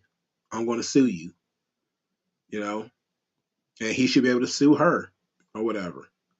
And she can't go in there and make all of these wild accusations without any incriminating evidence or anything like that. Have him having been convicted of a crime or something to that effect. And I think things will be a little bit better because it'll be um a little bit fairer. You know, part of the reason it's not just that alimony and child support exists. It's the way that they exist. They're so incredibly biased. It's not just like somewhat biased. I'm talking these things are completely and totally fucked. I mean, it cut to the extreme. It cut way too to the extreme. Um, Top dog, Mongo, you're one of the only '90s kids I can tolerate on the internet. A lot of them are annoying and love to put down other people because they didn't grow up in the '90s. The '90s it was fun, but it wasn't fucking perfect. It wasn't perfect. We had our dumb shit too. Everybody's gonna have their dumb shit. It's just that sometimes I jumped off the cliff with certain things, like when you talk about regular show or something like that. I just don't know what that is because I was probably too old to be watching that stuff. But everybody's gonna have their little thing. The '90s was I think the pinnacle culturally of the United States. We were technologically advanced. We were creating stuff all the time. Or we were doing good. The economy was okay. And out of that we got a lot of really good stuff. Out of allowing creativity to happen. And then we started fucking around with stuff again. Things that too is successful, and that's usually the problem with the US. You know, Something is a success, we gotta fuck with it, you know. And that's what they're doing. They're trying to do it right now to the UFC. UFC makes too much money. They need a union. UFC makes too much money. They need to do this, this, and this. You know, the UFC makes too much money. They need to do this. They're a monopoly. You know, they need to be forcefully broken up. You know, we do that shit all the time. Facebook is too successful. Microsoft is too successful. Twitter is too successful. We got to break it up. We got to do this. We got to do that. And they do it all the time. And people don't realize they've been doing this shit since the early 1900s. Somebody is too successful. We got to put the screws to them. And then once we put the screws to them and we fucked it up, the job market plummets, and now we have more people unemployed, more people looking for opportunities. It's just sad. You know, it's just real sad. American Werewolf in London is the pinnacle of werewolf movies. Mm. I've seen a lot of people say that like the horror movies are really scary in like the 50s and stuff like that, in the 60s. I haven't gone back that far. I know a lot of the movies in the 80s and 90s and 2000s are corny, and they're not even scary as much as they're supposed to be gross. But at least I can give people credit for doing something different, like Saw. Saw at least did something different. The Purge at least did something different. You know, I'd count The Purge as a horror movie, not as an action movie. Kind of a horror movie, which is probably one of my favorite horror movies at that. So, but it's I don't know. I'll check it out. I got time. I'm off for the next 2 days. You know, I'm probably just gonna spend that time watching Naruto, but I might throw on something else. All right. I'm in 3 hours and 30 minutes. That's much longer than I intended it to. Talked a little bit about Cartoon Network, a little bit about Cartoon Network. Talked a little bit about Inuyasha. Talked a little bit about um, a lot of different subjects, you know. But Teen Wolf, that's what I was thinking of when he said American Werewolf in London. I was thinking of Teen Wolf. I don't know why. You're not talking about the decade. I'm just talking about an annoying group of people on the internet who put down others who didn't grow up in their other decades. Oh, yeah. I mean, people are going to be born after me. I mean, it is what it is. There's always going to be something about your decade that you're going to like, that you enjoy. You know, as a matter of fact, man, I wish people had the opportunities that I had in the 90s. There are so many of y'all that don't know about like YMCA's, you know, gyms where you can go and play basketball. It's a safe place, you know, where you can go learn to swim, where you can go do fun shit. Like a lot of that stuff doesn't even exist anymore. That's so fucked up. You know, like the YMCA I used to go to when I used to play basketball and I almost drowned in the pool. That place is a homeless shelter now. You know, and I think we'll do Nickelodeon next time. The Cartoon Network joint seemed to be okay. We'll do Nickelodeon next time. I'm a little bit more versed in Nickelodeon, by the way. As far as Cartoon Network is concerned, man, I was basically just Samurai Jack. And I had this whole thing on the Powerpuff Girls. I wanted to talk about them, but I hadn't watched enough of the show. But Johnny Bravo, Dexter's Laboratory. I liked I like Cartoon Network. I hope it's still gonna be around. They said it will be, but we'll see. You know, but the art style on a lot of the shows hit the toilet. Everything looks like Teen Titans Go now. Everything's gay now. I don't mean that in a, you know, it just is what it is. It's all Steven's Universe type shit. I'm not interested in watching any of that crap. But I am going to watch Ben 10. I put it on my list. Oh, I was just about to throw the list in the garbage. God damn. I wrote it down on a sheet of paper that I wrote down my notes on. Um, but yeah, I'm gonna do one on Nickelodeon. Probably not next week. I think next week will probably be Halloween. We're gonna do horror movies probably. Um, I'm gonna spend some time. Some people gave me some good ideas for adult cartoons we could talk about, like Archer and Futurama, and you know stuff like that. It might be fun to do in the future. But I'm gonna definitely end up watching Ben 10, which some people think is great. Will I do a Ben 10 stream if I make it through? Yeah, yeah, absolutely. See, I plan to if I'm watching something to give updates on it about what I'm watching. That's why I do updates on Naruto every time I do a stream. It's because I want people to understand I am actually trudging and making headway. This Naruto thing, this is so much of it. It's more of it than I thought. I thought this Akatsuki thing was the whole of the series. I didn't know it was more to it than this. Like I'm just kind of sitting here like, oh, so much. But it seems like it won't be as much Ben 10 because it's not that many seasons. But it's also no filler for me to skip, you know. So I don't know. Like when it comes to Naruto, I've been skipping the goddamn filler. Um, but I'm also watching Inuyasha, and I'm really enjoying Inuyasha too. Um, Futurama and Archer. Um, Eric Mack said he feel like he should have got into Invader Zim, but he was 13 or 14 and felt like I was too old for Nickelodeon. I never watched it either. That's one of those shows that I heard a lot about, but I never got around to watching it because I was too old. I think, if you was 13 or 14, I probably been in my 20s, you know, and I certainly wouldn't have seen it. I certainly wouldn't have. I certainly wouldn't have watched it. But I watched Danny Phantom. I went back and watched it. I binged it once. It was a fun show. I like binging shows when they're over. I don't like watching shows when they're on air. Like I watched the first episode of Chainsaw Man because I wanted to see how it was going to look. I probably won't watch another episode until it's over. Um, I probably won't watch it again until it's over. Same thing with My Hero Academia. I probably or is it My Hero that's on now? Uh, it's not Jujutsu Kaisen. Jujutsu Kaisen. It's not that. I think it's My Hero. Just running right now. All right. Thank you guys for your time. I'll talk to you guys later. I appreciate it, but it's almost 1 o'clock, and I've been up since 5, so I'm done. I am done, and I have supreme dropout. All right, I'll talk to you guys later. Appreciate it. Peace.